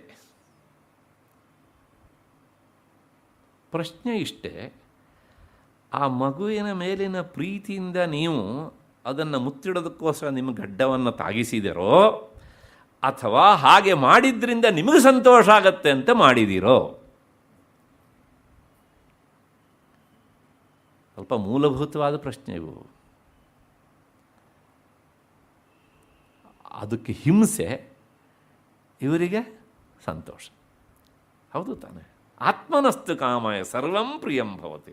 ನೀವು ಏನಾದರೂ ಮಾಡಿರಿ ಪ್ರಪಂಚದೊಳಗೆ ಎಲ್ಲವೂ ಸಹ ಆತ್ಮಕೇಂದ್ರಿತವಾಗಿಯೇ ಇರುತ್ತೆ. ಆದರೆ ಮೇಲ್ನೋಟಕ್ಕೆ ನಾವು ಒಪ್ಕೊಳ್ಳೋದಿಲ್ಲ. ಅಂದರೆ ಒಪ್ಪಿಕೊಳ್ಳುವಷ್ಟು ವಿಚಾರ ಮಾಡೋದಿಲ್ಲ ನಾವು. ಒಂದು ಅಪ್ಪ ಹೇಳ್ಬೋದು, ನೋಡಿ ನಾನು ನಿಮಗೋಸ್ಕರ ಇಷ್ಟೆಲ್ಲ ಮಾಡಿದ್ದೇನೆ ಅಂತ. ಇಷ್ಟೆಲ್ಲ ಮಾಡಿದ್ದೇನೆ ಯಾಕೆ ಅಂತ ಕೇಳಿದರೆ, ಇಂದೆಲ್ಲ ನಾಳೆ ಸಾಧ್ಯಾರ ಅವನು ನನಗೆ ಮಾಡಲಿ ಅಂತ ಅಲ್ವಾ? ಹೌದು ತಾನೆ? ಹಾಗೆ ಮಕ್ಕಳು ಅಪ್ಪನಿಗೆ ನಾನು ಸಂಬಳ ತಂದುಕೊಟ್ಟಿಲ್ಲ ಅಂತ ಅಪ್ಪನಿಗೆ ಹೇಳ್ಬೋದು. ಯಾಕೆ ತಂದುಕೊಟ್ಟಾಗ ಕೇಳಿದರೆ ಏನೋ ಒಂದಿರುತ್ತೆ ಸ್ವಾರ್ಥ ಅಲ್ಲಿಗೆ ಅಂತ. ಸ್ವಾರ್ಥ, ತನ್ನ ಪ್ರಯೋಜನ. ಅದಕ್ಕೋಸ್ಕರಲೇ ಪ್ರತಿಯೊಬ್ಬರೂ ಸಹ ಇಷ್ಟಪಡುವುದು ಯಾರನ್ನು ಅಂತಂದರೆ ತನ್ನನ್ನೇ ತಾನು ಇಷ್ಟಪಡೋದು. ತನ್ನನ್ನು ತಾನು ಇಷ್ಟಪಡುವಷ್ಟು ಬೇರೆ ಇನ್ನೊಬ್ಬರನ್ನು ಇನ್ನೊಂದನ್ನು ಯಾರೂ ಇಷ್ಟಪಡುವುದಿಲ್ಲ. ಅಂಡರ್ಲೈನ್ ಮಾಡ್ಕೊಬಿಡಿ. ನನ್ನ ಪ್ರಾಣ ಸ್ನೇಹಿತ ಅಂತ ಹೇಳ್ಬೋದು, ಎಲ್ಲ ಸರಿ, ಬಾಯಲ್ಲಿ ಹೇಳ್ತೇವೆ ಅಷ್ಟೇ. ಒಂದು ಸಣ್ಣ ವ್ಯತ್ಯಾಸ ಆದರೆ ಅಯ್ಯೋ ನಾನೇನೋ ತಪ್ಪು ತಿಳ್ಕೊಬಿಟ್ಟಿದ್ದೆ ಕಣ್ರಿ ಅಂತ ಒಂದು ಸ್ಟೇಟ್ಮೆಂಟ್ ಕೊಟ್ಟೇ ಬಿಡ್ತೇವೆ ನನಗೆ ಅಂತ. ಆದ್ದರಿಂದ ದೇವಿ ಎಲ್ಲರಿಗೂ ಇಷ್ಟ. ಯಾಕೆ ಕೇಳಿದರೆ ನಮಗೆಲ್ಲರಿಗೂ ನಮ್ಮ ಆತ್ಮ ಇಷ್ಟ ಆಗುವಷ್ಟು ಇನ್ನು ಯಾವ ವಸ್ತುವು ಇಷ್ಟ ಆಗೋದಿಲ್ಲ. ಅವಳು ಆತ್ಮಸ್ವರೂಪಳೇ, ಆದ್ದರಿಂದ ಅವಳು ಸ್ವಭಾವ ಮಧುರ. ಹಾಗಾಗಿ ಅವಳು ಸಹಜವಾಗಿಯೇ ಸಹ ಇಷ್ಟವಾಗ್ತಾಳೆ. ಹಾಗೆ ಅತ್ಯಂತ ಮಧುರವಾಗಿ ಆಕೆ ಇದ್ದಾಳೆ. ಆದ್ದರಿಂದ ಅವಳು ಸ್ವಭಾವ ಮಧುರ. ಇದು ಒಂದರ್ಥ. ಮತ್ತು ಇನ್ನೊಂದರ್ಥ ಏನು ಅಂದರೆ, ವಿಶ್ವಕೋಶ ಹೇಳ್ತದೆ, ಮಧುರಂ ರಸವತ್ ಸ್ವಾದು ಪ್ರಿಯೇಷು ಮಧುರೋನ್ಯತ್ ಮಧುರಾ ಶತಪುಷ್ಪಾಯಾಂ ಮಧೂಲೀ ನಗರೀಭಿದೋಹೋ ಅಂತ. ಇದು ಬೇರೆ ರೀತಿಯ ಅರ್ಥವನ್ನು ಹೇಳುತ್ತೆ ಈ ಡೆಫಿನೇಷನ್. ಏನು ಅಂದರೆ, ರಸವತ್ತಾದಂತಹ ವಸ್ತುವನ್ನು ನಾವು ಮಧುರ ಅಂತ ಕರಿತೇವೆ. ಉದಾಹರಣೆಗೆ ಬೇಸಿಗೆ, ತುಂಬ ದಾಹ ಆಗಿತ್ತು, ಹೋಗ್ತಾ ಇದ್ದೇವೆ, ಅಲ್ಲಿ ಏನೋ ಒಬ್ಬ ಶುಗರ್ ಕೇನ್ ಜ್ಯೂಸ್ ಇಟ್ಕೊಂಡಿದ್ದ. ಒಂದು ಗ್ಲಾಸ್ ಕುಡಿತೇವೆ. ಅವನು ಕೇಳ್ತಾನೆ, ಹೇಗಿತ್ತು ಸ್ವಾಮಿ ಅಂತ. ತುಂಬ ಮಧುರವಾಗಿತ್ತಪ್ಪ. ಯಾಕೆ? ರಸವದ್ ವಸ್ತು, ಅದು ರಸವೂ ಆಗಿರಬೇಕು, ಮಾಧುರ್ಯದಿಂದಲೂ ಕೂಡಿರಬೇಕು ಅಲ್ವಾ? ಹಾಗೆ ಹೇಳ್ತೇವೆ. ಅಂದರೆ ನಾಲಿಗೆಗೆ ಇಷ್ಟ ಮತ್ತು ಕಣ್ಣಿಗೆ ಮನಸ್ಸಿಗೆ ಎಲ್ಲ ಆಹ್ಲಾದವನ್ನು ಉಂಟು ಮಾಡುವಂಥ ವಸ್ತುವನ್ನು ಮಧುರ ಎನ್ನುವ ಶಬ್ದದಿಂದ ನಾವು ಕರಿತೇವೆ. ಅದರ ಜೊತೆಗೆ ಪ್ರಿಯೇಷು ಮಧುರೋನ್ಯತು, ಕೆಲವು ಸಲ ಏನು ಮಾಡ್ತೇವೆ ಕೇಳಿದರೆ ನಮಗೆ ಪ್ರಿಯರಾದವರನ್ನು ಸಹ ಮಧುರ ಎನ್ನುವ ಶಬ್ದದಿಂದ ಕರಿತೇವೆ. ಅದೇ ಮಧುರ ಬಾಂಧವ್ಯ ಅಂತ ಹೇಳ್ತೇವಲ್ಲ, ಹೀಗೆ ಅಂತ ಆಯಿತು. ಮತ್ತು ಇನ್ನೊಂದು ಅರ್ಥ ಏನು ಕೇಳಿದರೆ ಮಧುರ ಶತಪುಷ್ಪಾಯಾಮ್, ಶತಪುಷ್ಪ ಅಂತ ಒಂದು ಹೂವು, ಅದು ಮತ್ಯಾವುದೂ ಅಲ್ಲ, ಕಾಡ ಸಬ್ಬಸಿಗೆ ಹೂವು, ಅದಕ್ಕೆ ಶತಪುಷ್ಪ ಅಂತ ಹೆಸರು. ಒಂದೇ ಸಲ ಬಹಳಷ್ಟು ಹೂಗಳು ಬಿಡ್ತೇವೆ, ನೋಡೋದಕ್ಕೆ ತುಂಬ ಚೆಂದ ಅದು. ಅದಕ್ಕೋಸ್ಕರ ಅದನ್ನು ಸಹ ಮಧುರ ಎನ್ನುವ ಶಬ್ದದಿಂದ ಕರೀತಾರೆ. ಮತ್ತು ಮಧೂಲಿ, ಮಧೂಲಿ ಅಂದರೆ ಅತಿ ಮಧುರ, ಜ್ಯೇಷ್ಠ ಮಧು ಅಂತ ಕರೀತಾರೆ. ಈ ಗಂಧಿಗೆ ಅಂಗಡಿಯಲ್ಲಿ ಸಿಗತ್ತೆ ಅದು, ಅದನ್ನು ಸಹ ಮಧುರ ಅನ್ನೋ ಶಬ್ದದಿಂದಲೇ ಕರೀತಾರೆ. ಮತ್ತು ಮಧುರ ಎನ್ನುವುದು ಒಂದು ಪಟ್ಟಣ, ನಗರ. ಪುರಾಣದಲ್ಲಿ ಅದರ ಹೆಸರು ಹಾಲಾಸ್ಯ ಎನ್ನುವಂಥ ಒಂದು ಹೆಸರು ಉಂಟು. ಆ ಹಾಲಾಸ್ಯ ಎನ್ನುವಂಥ ಪಟ್ಟಣವೇ ಆತ್ಮೀಯ ಭಾವ ಅವಸ್ಥಾನಂ ಯಸ್ಯಾಂ ಸಾಚ ಸಾ. ಈ ಹಾಲಾಸ್ಯ ಅಂತ ಕರೆಯುವಂತಹ ಪುರಾಣ ನಾಮವುಳ್ಳ ಮಧುರಾ ಪಟ್ಟಣವನ್ನೇ ತನ್ನ ವಾಸಸ್ಥಾನವನ್ನಾಗಿ ಮಾಡಿಕೊಂಡವಳಾದ್ದರಿಂದ ಅವಳು ಮಧುರಾ, ಅಂದರೆ ಮಧುರೆಯಲ್ಲಿ ವಾಸ ಮಾಡಿದಂತಹ ಮೀನಾಕ್ಷಿಯ ರೂಪದಿಂದ ಇರುವವಳು. ಮಧುರೆ ಮೀನಾಕ್ಷಿ, ಕಾಂಚಿ ಕಾಮಾಕ್ಷಿ, ಕಾಶಿ ವಿಶಾಲಾಕ್ಷಿ, ಇನ್ನೂ ಏನೇನೋ ಅಕ್ಷಿಗಳು. ಅಕ್ಷಿ ಅಂದರೆ ಕಣ್ಣು ಅಂತ, ಈ ಅಕ್ಷಿ ಅಲ್ಲ ಅಂತ. ಹಾಗಾಗಿ ಹೀಗೆ ಆ ಮಧುರಾ ನಗರದಲ್ಲಿ, ಮಧುರೆಯಲ್ಲಿ ಗೊತ್ತು ನಿಮಗೆ ಸುಂದರೇಶ ಮತ್ತು ಮೀನಾಕ್ಷಿ, ಅದ್ಭುತವಾದಂಥ ಒಂದು ದೇವಾಲಯ. ನಮ್ಮ ದೇಶದಲ್ಲಿ ಇರುವಂಥ ವಂಡರ್ಗಳಲ್ಲಿ ಅದೂ ಸಹ ಒಂದು ಪ್ರಾಯಶಃ. ತುಂಬ ಜನರಿಗೆ ಗೊತ್ತಿದೆಯಲ್ಲ ಗೊತ್ತಿಲ್ಲ, 14 ಏಕರ್ಸ್ ಜಾಗಗಳಲ್ಲಿ ವ್ಯಾಪಿಸಿಕೊಂಡಿದೆ ಒಂದು ಟೆಂಪಲ್. ಒಂದು ದೇವಾಲಯ ನೋಡಿಬಿಟ್ರೆ ಮತ್ತು ದೇವಸ್ಥಾನ ಜೀವಮಾನದಲ್ಲಿ ದೇವಾಲಯ ನೋಡೋ ಹುಚ್ಚೆಲ್ಲ ಬಿಟ್ಟೋಗ್ಬಿಡುತ್ತೆ ಅಲ್ವಾ? ಅಷ್ಟರ ಮಟ್ಟಿಗೆ ಭವ್ಯವಾದಂಥದ್ದು. ಕಲೆಯನ್ನು ಹೇಗೆ ರಕ್ಷಿಸಬೇಕು ಅನ್ನೋದನ್ನು ನಮ್ಮ ಪ್ರಾಚೀನರ ಆ ಶಿಲ್ಪ ನಮಗೆ ತಿಳಿಸಿಕೊಡುತ್ತೆ. 14 ಎಕರೆಗಳಲ್ಲಿ ಇದೆ ಅಂದರೆ ಒಂದು ದೇವಸ್ಥಾನ, ಊಹೆ ಮಾಡಲಿಕ್ಕೆ ಸಾಧ್ಯನಾ?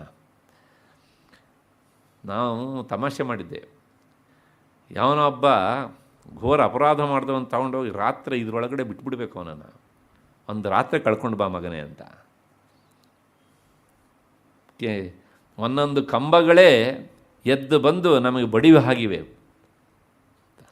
ಅಷ್ಟರ ಮಟ್ಟಿಗೆ ಸೌಂದರ್ಯ ಭಯಾನಕ, ಒಟ್ಟಾರೆ ಅಷ್ಟು ಗಂಭೀರವಾದಂಥ ಒಂದು ಕಲಾ ಸಂಪತ್ತು ಅದರಿಗೆ. ಅಂಥ ಆ ಮಧುರಾ ಪಟ್ಟಣವನ್ನು ತನ್ನ ವಾಸಸ್ಥಾನವನ್ನಾಗಿ ಮಾಡಿಕೊಂಡು ಮೀನಾಕ್ಷಿ ಎನ್ನುವಂತಹ ಸ್ವನಾಮ ಧನ್ಯತೆಯಿಂದ ಬೆಳಗ್ತಾ ಇರುವವಳಾದ್ದರಿಂದ ಅವಳ ಹೆಸರು ಏನು ಅಂದರೆ ಸ್ವಸ್ಥ ಅಲ್ಲ, ಸ್ವಭಾವ ಮಧುರ ಅಂತ. ಇದು 3ನೆಯ ಅರ್ಥ. ಮತ್ತು 4ನೆಯ ಅರ್ಥ, ಅವಳಲ್ಲಿ ರಾಗ, ದ್ವೇಷ, ವೈಷಮ್ಯ ಮತ್ತು ಅಕಾರುಣ್ಯ ಈ ಯಾವುದೂ ಇಲ್ಲ. ನಮಗೆ ಈ 4ರಲ್ಲಿ ಯಾವುದು ಇರೋದಿಲ್ಲ ಹೇಳಿದ್ ನೋಡೋಣ, ಎಲ್ಲವೂ ಇರ್ತದೆ. ಹಾಗಾಗಿ ನಾವು ಸ್ವಭಾವತಃ ಮಧುರರಲ್ಲ, ಅವಳಲ್ಲಿ ಇದು ಯಾವುದೂ ಇಲ್ಲ. ಹಾಗಾಗಿ ಅವಳು ಸ್ವಭಾವತಃ ಅವಳು ಮಧುರಳು. ಅಂದರೆ ನಾವು ಇನ್ನೊಬ್ಬರಿಗೆ ಇಷ್ಟ ಆಗುವ ವ್ಯಕ್ತಿ ಆಗಬೇಕು ಅಂತಾದರೆ ನಮಗಿಲ್ಲೊಂದು ಪಾಠ ಉಂಟು. ಈ 4 ದುರ್ಗುಣಗಳನ್ನಾದರೂ ಮಿನಿಮಮ್ ಬಿಡಬೇಕು ನಾವು. ಯಾವುದು? ರಾಗ. ರಾಗ ಅಂದರೆ ಜಡ ವಸ್ತುಗಳ ಬಗ್ಗೆ ಎಲ್ಲಿಲ್ಲದ ಅಟ್ಯಾಚ್ಮೆಂಟ್. ಇವತ್ತು ನಾವು ನೋಡ್ತೇವೆ ನೋಡಿ, ಇಂದಿನ ಹೊಸ ಜನರೇಷನ್ನವರು ಶನಿವಾರ ದಿವಸ ಮಾಲುಗಳಿಗೆ ಹೋಗಿ ಅಲ್ಲಿದ್ದಿದ್ದು ಎಲ್ಲವನ್ನೂ ತಮ್ಮನೆಗೆ ತಂದು ಭಾನುವಾರ ದಿವಸ ಅವುಗಳ ಮಧ್ಯದಲ್ಲಿ ಹೇಗೆ ಅಂದರೆ ಈ ಒಂಥರ ಎಕ್ಸಿಬಿಷನ್ ಹಾಲ್ಗಳ ಮಧ್ಯದಲ್ಲಿರೋ ಹಾಗೆ ಇರುತ್ತಾರೆ. ತಾವಿದ್ದಿದ್ದು ಎಚ್ಚರೂ ಸಹ ಅವರಿಗೆ ಇರೋಲ್ಲ, ಯಾಕೆಂದರೆ ಅದು ಸಹ ಅವರಿಗೆ ಮಧುರವೇ. ಅಲ್ವಾ? ಹೀಗೆ ರಾಗ ಎಲ್ಲಿಲ್ಲದ ಒಂದು ರೀತಿಯ ಅನುರಾಗ. ರಾಗ ಅಂದರೆ ಅರ್ಥ ಆಗೋದಿಲ್ಲ, ಅನುರಾಗ ಅಂದರೆ ಗೊತ್ತಾಗ್ತದೆ, ಉಪಸರ್ಗ ಸೇರಿಸ್ಬೇಕು ಅದರ ಹಿಂದೆ. ಅದರ ಜೊತೆಗೆ ದ್ವೇಷ ಆಗದೇ ಇರುವವರು ಅಂತ. ನಾವು ಒಬ್ಬ ವ್ಯಕ್ತಿಯ ಜೊತೆಗೆ ದ್ವೇಷ ಮಾಡ್ತೇವೆ ಅಂತ ಇಟ್ಕೊಳ್ಳಿ, ಆ ದ್ವೇಷದಿಂದ ಅವನಿಗೆ ಅನ್ಯಾಯ ಆಗತ್ತೋ ಬಿಡುತ್ತೋ ದಟ್ ಈಸ್ ಸೆಕೆಂಡ್ರಿ. ಹಾಗೆ ಮಾಡಿಕೊಂಡವನಿಗೆ, ದ್ವೇಷ ಸಾಧಿಸುವವನಿಗೆ ಅನ್ಯಾಯವಾದದ್ದು ನಿಚ್ಚಳ. ಯಾಕೆಂದರೆ ನಾವು ಎಷ್ಟು ಹೊತ್ತು ಇನ್ನೊಬ್ಬರನ್ನು ದ್ವೇಷಿಸ್ತೇವೋ, ಅವ್ರ ಬಗ್ಗೆ ವಿಚಾರ ಮಾಡ್ತೇವೋ, ಅಷ್ಟು ಹೊತ್ತು ನಮಗೆ ಆತ್ಮವಿಸ್ಮೃತಿ ಎನ್ನುವುದು ನಿಶ್ಚಯ. ಹೌದು ತಾನೆ? ಆದ್ದರಿಂದ ಇನ್ನೊಬ್ಬರ ಜೊತೆಗೆ ಹಗೆ ಸಾಧಿಸುವುದು, ದ್ವೇಷ ಮಾಡುವುದು ಅಂದರೆ ನಾವು ಅಂದ್ಕೊಂಡಿರ್ತೇವೆ ಅವನಿಗೆ ಮಾಡಿಸ್ತೇನೆ ನೋಡು ಅಂತ. ಅವನಿಗೆ ಮಾಡಿಸ್ತೇನಲ್ಲ, ನಮಗೆ ನಾವೇ ಮಾಡ್ಕೊಳ್ಳೋದು ಅದನ್ನು, ಅನ್ಯಾಯವನ್ನು. ಆದ್ದರಿಂದ ದ್ವೇಷ. ಹಾಗೆ ವೈಷಮ್ಯ ಮತ್ತು ಅಕಾರುಣ್ಯ, ತೀರಾ ಕೈಲಾಗದೇ ಇರೋವನ್ನು ಕಂಡು ಸಹ ಕರಗದೇ ಇರುವಂಥ ಸ್ಥಿತಿ. ಲೌಕಿಕ ಜೀವನಕ್ಕೆ ಇವು ಬೇಕು. ಆದರೆ ಕಂಡಲ್ಲಿ ಕಾರುಣ್ಯ ತೋರಿಸುವಂಥದ್ದು ವೇದಾಂತ ಜೀವನಕ್ಕೆ ಆಗೋದಿಲ್ಲ. ಅತಿಯಾದ ಕಾರುಣ್ಯ ತೋರಿಸೋಕೆ ಹೋದರೆ ಇವನ ಸಾಧನೆ ಏನಾಗುತ್ತೆ, ಭಂಗ ಆಗಿಬಿಡುತ್ತದೆ. ಅಷ್ಟರ ಮಟ್ಟಿಗೆ ಗಟ್ಟಿ ಇರಲೇಬೇಕು. ಆದರೆ ಜಗನ್ಮಾತೆ ಈ 4 ತರಹದ ಗುಣಗಳಿಂದ ದೂರ ಆದವಳಾದ್ದರಿಂದ ಅವಳು ಸ್ವಭಾವತಃ ಮಧುರಳು ಎನ್ನುವಂಥದ್ದು 4ನೆಯ ಅರ್ಥ. ಇನ್ನು 5ನೆಯದು, ತನ್ನ ಆತ್ಮೀಯರಾದಂಥ ಭಕ್ತರ ಹೃದಯದಲ್ಲಿ ಅವಳು ವಾಸ ಮಾಡುವಳಾದ್ದರಿಂದಲೂ ಸಹ ಅವಳು ಮಧುರ ಅಂತ.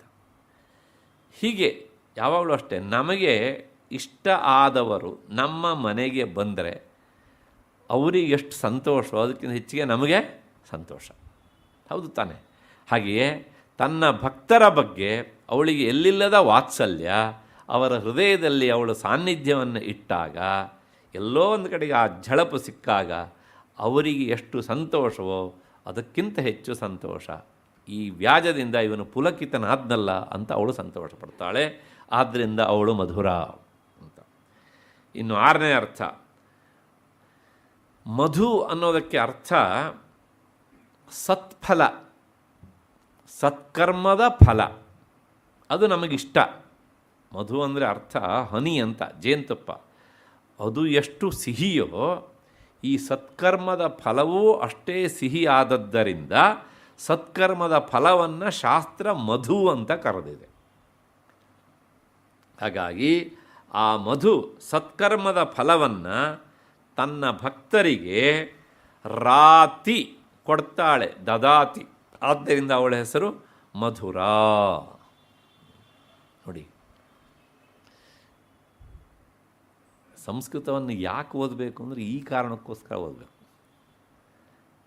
ಒಂದೊಂದು ಶಬ್ದದಲ್ಲಿರುವಂತಹ ಆ ಎಟಿಮಾಲಜಿ, ಶಬ್ದ ನಿರ್ವಚನೆ ನಮಗೆ ಗೊತ್ತಾಗಬೇಕು ಅಂದರೆ ಸಂಸ್ಕೃತ ಭಾಷೆ ಬೇಕು. ಹಾಗಿಲ್ಲದೇ ಇದ್ದರೆ ನಮಗೆ ಅದನ್ನು ಆಸ್ವಾದನೆ ಮಾಡಲಿಕ್ಕೆ ಆಗೋದಿಲ್ಲ.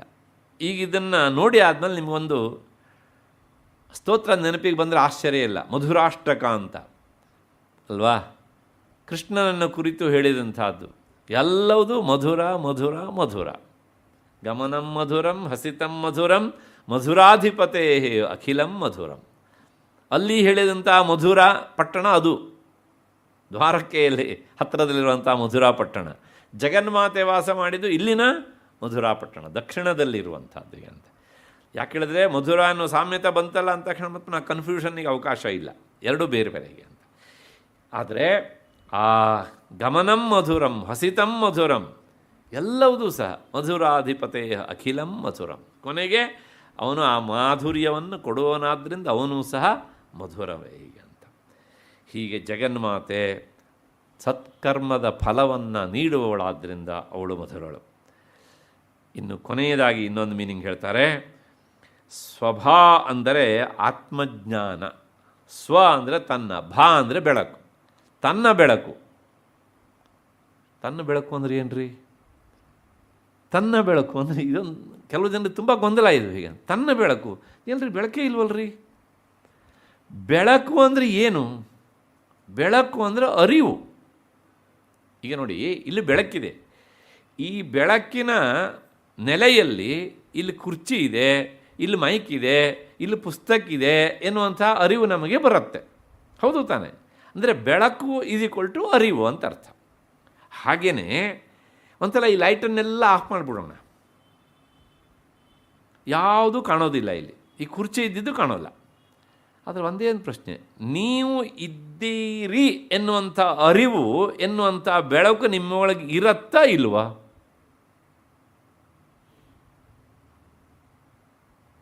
ಇರುತ್ತೆ ತಾನೆ? ಅಂದರೆ ಅದೊಂದು ಬೆಳಕು ಅಂತ ಒಪ್ಕೊಳ್ತೀರಿ ಅಲ್ವಾ? ನಾನು ಯಾವಾಗಲೂ ಒಂದು ಉದಾಹರಣೆ ಕೊಡ್ತೇನೆ. ಕರೆಕ್ಟಾಗಿ ಕರೆಂಟ್ ಹೋಗಿರುತ್ತೆ. ಅಷ್ಟೊತ್ತಿಗೆ ಸರಿಯಾಗಿ ನಿಮ್ಮ ಮನೆಯಿಂದ ಫೋನ್ ಮಾಡಿರ್ತಾರೆ ಮನೆಯವರು, ಎಲ್ಲಿದ್ದೀರಿ ಅಂತ. ಇಲ್ಲಿರುವಂಥ ಯಾವ ವಸ್ತು ನಿಮಗೆ ಕಣ್ಣಿಗೆ ಕಾಣಿಸೋಲ್ಲ. ಹಾಗೆಯೇ ಇಲ್ಲಿ ಕರೆಂಟ್ ಇಲ್ಲ, ನಾನು ಇದ್ದೇನೋ ಇಲ್ವೋ ಅಂತ ನಂಗೆ ಗೊತ್ತಾಗ್ತಾ ಇಲ್ಲ ಅಂತ ಯಾರು ಉತ್ತರ ಹೇಳ್ತೀರಾ? ಯಾಕೆ ಹೇಳಲ್ಲ? ನಿಜವಾಗಿ ಹೇಳಬೇಕಿತ್ತಲ್ವಾ? ಕರೆಂಟ್ ಇಲ್ಲ, ಹಾಗಾಗಿ ನಾ ಕಾಣ್ತಾ ಇಲ್ಲ.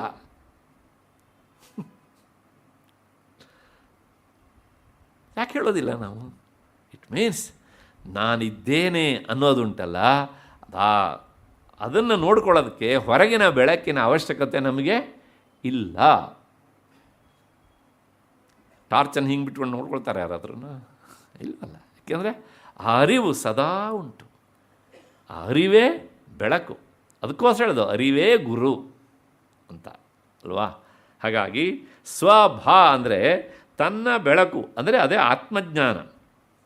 ಅಂದರೆ ಆತ್ಮಜ್ಞಾನವನ್ನು ನೀಡಿ ಮಾರ್ಗದರ್ಶನ ಮಾಡುವವಳಾದ್ದರಿಂದ, ಆ ಮಾರ್ಗದರ್ಶನ ಮಧುರವಾಗಿ ಇರುವುದರಿಂದ ಅವಳು ಸ್ವಭಾವ ಮಧುರ ಅಂತ. ಇಷ್ಟು ಹಿನ್ನೆಲೆಯಲ್ಲಿ ಸೌಭಾಗ್ಯ ಭಾಸ್ಕರದ ವಿವರಣೆ ಆಯಿತು ಅಂತ ಅಂದ್ಕೊಂಡು ಮುಂದಿನ ಚಂದ್ರಿಕಾ ವಿವರಣೆಗೆ ಹೋಗೋಣ. ಸ್ವಸ್ಥ ಎನ್ನುವಂಥ ಹಿಂದಿನ ನಾಮದಲ್ಲಿ ಜಗನ್ಮಾತೆ ದುಃಖರಹಿತಳು ಅಂತ ಹೇಳಿದ್ದಾಗಿತ್ತು. ಈಗ ತಾನೇ ನಾವು ನೋಡ್ಕೊಂಡು ಬಂದಿದ್ದೇವೆ. ಹಾಗೆ ಹೇಳಿದ್ದಕ್ಕೆ ಹೇತು ಕಾರಣವಾಗಿ ಈ ನಾಮ ಬಂದಿದೆ. ಏನು ಅಂದರೆ ಸ್ವಭಾವ ಮಧುರ ಅಂತ. ಅಲ್ಲಿ ಸ್ವಸ್ಥಳು, ದುಃಖರಹಿತಳು. ದುಃಖರಹಿತಳು ಯಾಕೆ ಕೇಳಿದರೆ ಅವಳು ಸ್ವಭಾವತಃ ಮಧುರಳಾದ್ದರಿಂದ.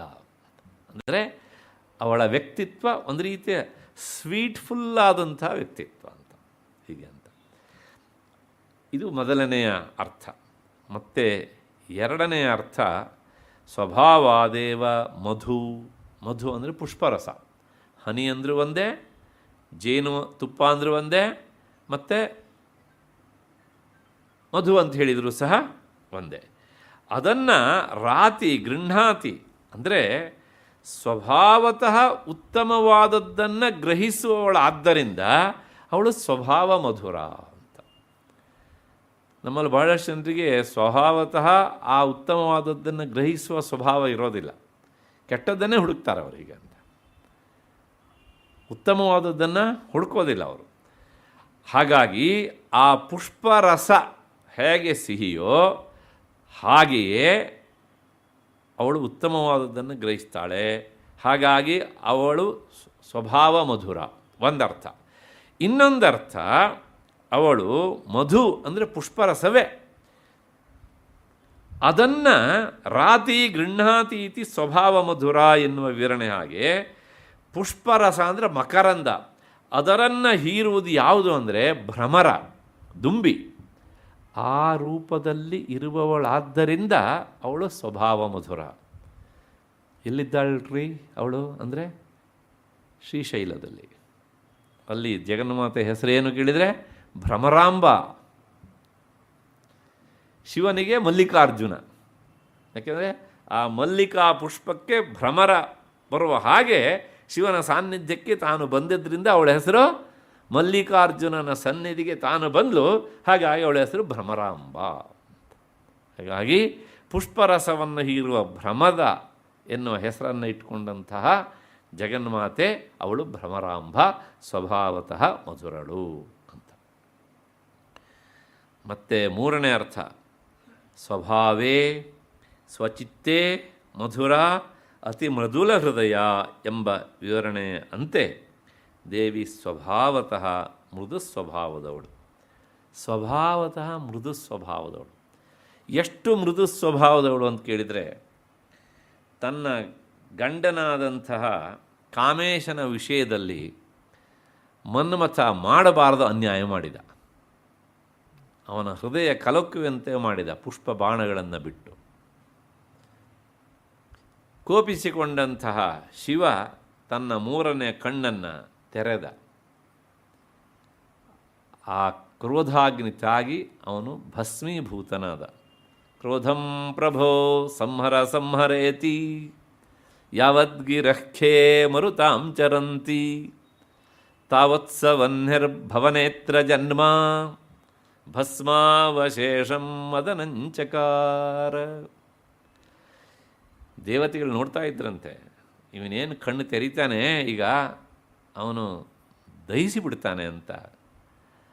ಗೊತ್ತಾದ ತಕ್ಷಣ ಅಲ್ಲಿಂದನೇ ಕೂಯ್ಕೊಂಡ್ರನು, ಬೇಡ ಸುಡಬೇಡ ಸುಡಬೇಡ ಅಂತ. ಅವರು ಸುಡಬೇಡ ಅಂತ ಹೇಳಿದ ಶಬ್ದ ಅವರ ಬಾಯಿಂದ ಹೊರಟು ಶಿವನ ಕಿವಿಗೆ ಕೇಳಿಸುವಷ್ಟು ಹೊತ್ತಿನಲ್ಲಿ ಅವನು ಸುಟ್ಟು ಬೂದಿಯಾಗಿ ತಣ್ಣಗಾಗಿ ಹೋಗಿದ್ದ ಅಂತ. ಅಷ್ಟು ವೇಗವಾಗಿ ಆ ಕೆಲಸ ನಡೆದಿತ್ತು. ಕೋಪಿಸಿಕೊಂಡು ಅವನನ್ನು ದಹಿಸಿದ. ಲೋಕದಲ್ಲಿ ಮನ್ಮಥ ಇಲ್ಲನಾದ, ಬೂದಿ ರಾಶಿಯಾಗಿ ಬಿದ್ದಿದ್ದಾನೆ. ಅವನ ಪತ್ನಿಯಾದಂತಹ ರತಿ ಬಂದು ತಾಯಿ ಹತ್ರ ಗೋಳಿಟ್ಲವಳು, ಶಿವನ ಹತ್ರ ಗೋಳಿಡಲಿಲ್ಲ. ಆಗ ಅವಳು ಮತ್ತೆ ಪುನಃ ತನ್ನ ಕಾರುಣ್ಯ ವೃಷ್ಟಿಯನ್ನು ಬೀರಿ ಅವನನ್ನು ಬದುಕಿಸ್ತಾಳೆ. ಯಾರು? ಜಗನ್ಮಾತೆ. ಅದಕ್ಕೋಸ್ಕರಲೇ ಮನ್ಮಥನಿಗೆ ಶಿವನ ಮೇಲೆ ಕೋಪ, ಜಗನ್ಮಾತೆಯ ಮೇಲೆ ಪೂಜ್ಯ ಭಾವನೆ. ಹಾಗಾಗಿ ಜಗನ್ಮಾತೆಯ ಆರಾಧಕರಲ್ಲಿ ಮನ್ಮಥನೂ ಒಬ್ಬನಾಗಿದ್ದಾನೆ. ಸ್ವಾರಸ್ಯ ಅಂದರೆ ಎಷ್ಟರ ಮಟ್ಟಿಗೆ ಕೋಪ ಅಂತಂದರೆ ಅವನಿಗೆ ಭಗವತ್ಪಾದರು ಹೇಳ್ತಾರೆ, ಮನ್ಮಥ ಒಂದ್ಸಲ ತೀರ್ಮಾನ ಮಾಡಿದಂತೆ ಈ ಶಿವನನ್ನು ಸೋಲಿಸಲೇಬೇಕು ನಾನು ಅಂತ. ಆದರೆ ಅವನನ್ನು ಸೋಲಿಸೋದಷ್ಟು ಸುಲಭವಾ? ಇಲ್ವಲ್ಲ. ಅದಕ್ಕೋಸ್ಕರ ಒಂದು ರಥವನ್ನು ಹುಡುಕಿದನಂತೆ. ಅವನಿಗೊಂದು ರಥ ಸಿಕ್ಕಿತು. ಯಾವುದು ರಥ ಕೇಳಿದರೆ ಜಗನ್ಮಾತೆಯ ಮುಖ ಎನ್ನುವ ರಥ. ಅವಳ ಕಿವಿಯಲ್ಲಿ 2 ಬೆಂಡೋಲೆಗಳಿದ್ವು. ಅವಳ ಈ ಕಪೋಲ ಇತ್ತಲ್ಲ, ಅತ್ಯಂತ ಶುಭ್ರವಾದಂಥದ್ದು. ಈ 2 ಬೆಂಡೋಲೆಗಳು ಇಲ್ಲಿ ರಿಫ್ಲೆಕ್ಟ್ ಆಗ್ತಾ ಇದ್ವಂತೆ. ನೋಡಿದ್ನಂತೆ ಮನ್ಮಥ, 4 ಚಕ್ರದ ರಥ, ಇದನ್ನು ನಾನು ಏರಿ ಶಿವನನ್ನು ಸೋಲಿಸಬೇಕು. ಸ್ಫುರದ್ಗಂಡಾ ಭೋಗ ಪ್ರತಿಫಲಿತ ತಾಟಂಕಯುಗಲಂ ಚತುಶ್ಚಕ್ರಂ ಮನ್ಯೇ ತವ ಮುಖಮಿದಂ ಮನ್ಮಥರಥಂ ಯಮಾರುಹ್ಯದೃಹ್ಯತ್ಯವನಿರಥಮರ್ಕೇಂದು ಚರಣಂ ಮಹಾವೀರೋ ಮಾರಃ ಪ್ರಮಥಪತಯೇ ಸಜ್ಜಿತವತೆ.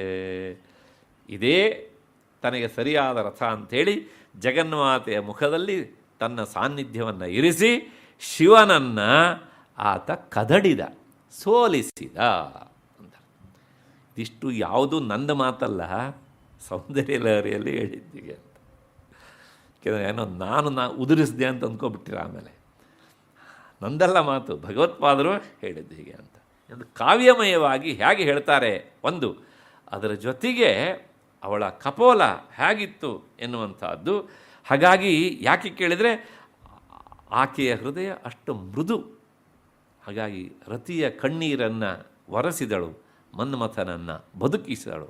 ಒಂದು ದೃಷ್ಟಿಯಲ್ಲಿ ನೋಡಿ ತನ್ನ ಗಂಡನಿಗೆ ಅನ್ಯಾಯ ಮಾಡಿದವನವನು, ಆದರೂ ಸಹ ಅವಳು ಕಾರುಣ್ಯವನ್ನು ಬೀರಿ ಇನ್ನು ಮುಂದೆ ನೀನು ತಂಟಿ ಹೋಗಬೇಡ ಅಂತೇಳಿ ಬುದ್ಧಿವಾದ ಹೇಳಿ ಅವನನ್ನು ಹರಸಿದಂಥವಳು ಜಗನ್ಮಾತೆ ಅಂತ ಆಯಿತು. ಅಷ್ಟಾದ ಮೇಲೆ ಮತ್ತೆ ಇನ್ನೊಂದು ಅರ್ಥ, ಅಥವಾ ಸ್ವಹ ಇತ್ಯವ್ಯಯಂ. ಸ್ವಹ ಅಂದರೆ ಒಂದು ಅವ್ಯಯ, ಅದರ ಅರ್ಥ ಸ್ವರ್ಗ. ಈಗ ತಾನೇ ನಾವು ನೋಡ್ಕೊಂಡು ಹೋಗಿದ್ದೇವೆ. ಸ್ವರ್ಗೇ ಯೇ ಭಾವ ಪದಾರ್ಥಾ ಸುಖಸಾಧನತ್ವೇನ ಪ್ರಸಿದ್ಧಾ. ಸ್ವರ್ಗದಲ್ಲಿ ಯಾವ ಯಾವ ವಸ್ತುಗಳು ಸುಖವನ್ನು ನೀಡುವ ವಸ್ತುಗಳು ಅಂತ ಪ್ರಸಿದ್ಧವಾಗಿವೆಯೋ ಅವೆಲ್ಲಕ್ಕಿಂತಲೂ ಸಹ ಮಧುರ ಮನೋಜ್ಞ ತೇಷಾಂ ಅನಿತ್ಯತ್ವಾತ್. ಆ ಎಲ್ಲ ವಸ್ತುಗಳಿಗಿಂತಲೂ ಸಹ ಮಧುರಳಾದ್ದರಿಂದ ಅವಳು ಸ್ವಭಾವ ಮಧುರ. ಅಂದರೆ ಸ್ವರ್ಗದಲ್ಲಿ ಸಿಗುವ ಸಂಪತ್ಭರಿತವಾದ ವಸ್ತುಗಳಿಂತಲೂ ಜಗನ್ಮಾತೆ ಮಧುರಳು.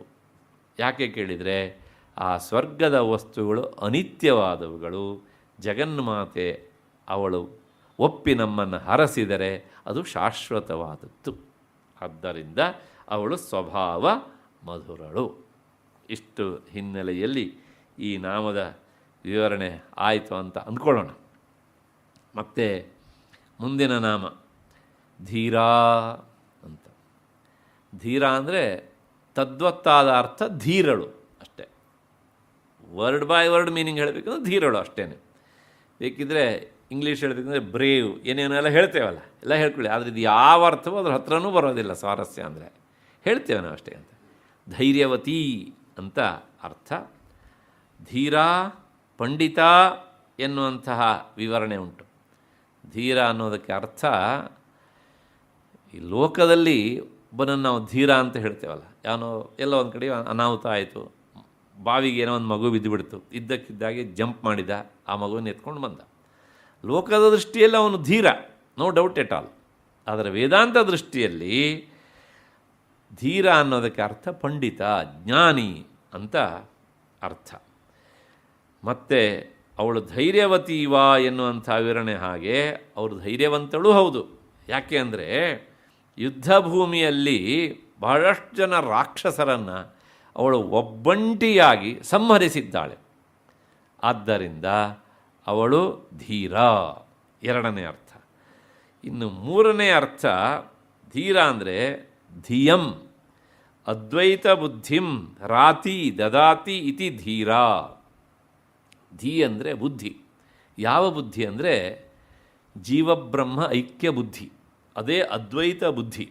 ಅಂಥ ಬುದ್ಧಿಯನ್ನು ರಾತಿ ಕೊಡುವವಳಾದ್ದರಿಂದ ಅವಳ ಹೆಸರು ಧೀರ ಅಂತ. ಇಲ್ಲಿ ಒಂದು ಮಾತು ನನಗೆ ನೆನಪಾಗುತ್ತೆ. ಜೀವಬ್ರಹ್ಮ ಐಕ್ಯ ಎನ್ನುವಂಥ ಈ ಬುದ್ಧಿ ಬರುವಂಥದ್ದು ಎಷ್ಟೇ ಉದಾಹರಣೆ ಕೊಟ್ಟು ವಿವರಣೆ ಕೊಟ್ಟರೂ ಸಹ ಬಹಳಷ್ಟು ಜನರ ಮನಸ್ಸಿಗೆ ಅದು ನಾಟುವುದಿಲ್ಲ. ನಾನು ಬೇರೆ, ಭಗವಂತ ಬೇರೆ ಎನ್ನುವಂಥ. ಯಾಕೆ ಹೀಗೆ ಅಂತ ಕೇಳಿದರೆ, ಶ್ರೀಹರ್ಷ ಒಂದು ಮಾತು ಹೇಳ್ತಾನೆ, ಈಶ್ವರಾನುಗ್ರಹಾದೇವ ಪುಂಸಾಂ ಅದ್ವೈತ ವಾಸನ.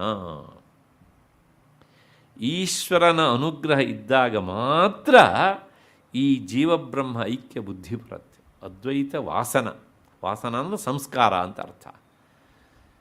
ಈಶ್ವರನಿಗಿಂತ ಭಿನ್ನಳಲ್ಲದೇ ಇರುವವಳಾದ್ದರಿಂದ ಈಶ್ವರಿ ಅಂತ ಕರೆಸಿಕೊಳ್ಳುವಂಥ ಜಗನ್ಮಾತೆ ಅವಳೇ ಈ ಅದ್ವೈತ ಬುದ್ಧಿಯನ್ನು ಕೊಡುವವಳಾದ್ದರಿಂದ ಧೀರ, ಅದ್ವೈತ ಬುದ್ಧಿಯನ್ನು ನೀಡುವವಳಾದ್ದರಿಂದ ಅವಳು ಧೀರಳು ಅಂತ ಇದರ ಇನ್ನೊಂದು ಅರ್ಥ. ಇನ್ನೊಂದು ಧೀರ, ಎರಡು ಅಕ್ಷರದ ಒಂದು ಪದ. ಇದನ್ನು ಹೀಗೆ ಪದಚ್ಛೇದ ಮಾಡೋಣ. ಧೀ, ಧೀ ಅನ್ನೋದು ದೀರ್ಘ ಉಂಟು ನೋಡಿ, ಧೀ ಹ್ರಸ್ವ ಮಾಡಿ, ಮತ್ತು ಈರ ಅಂತ ಪದಚ್ಛೇದ ಮಾಡಿ.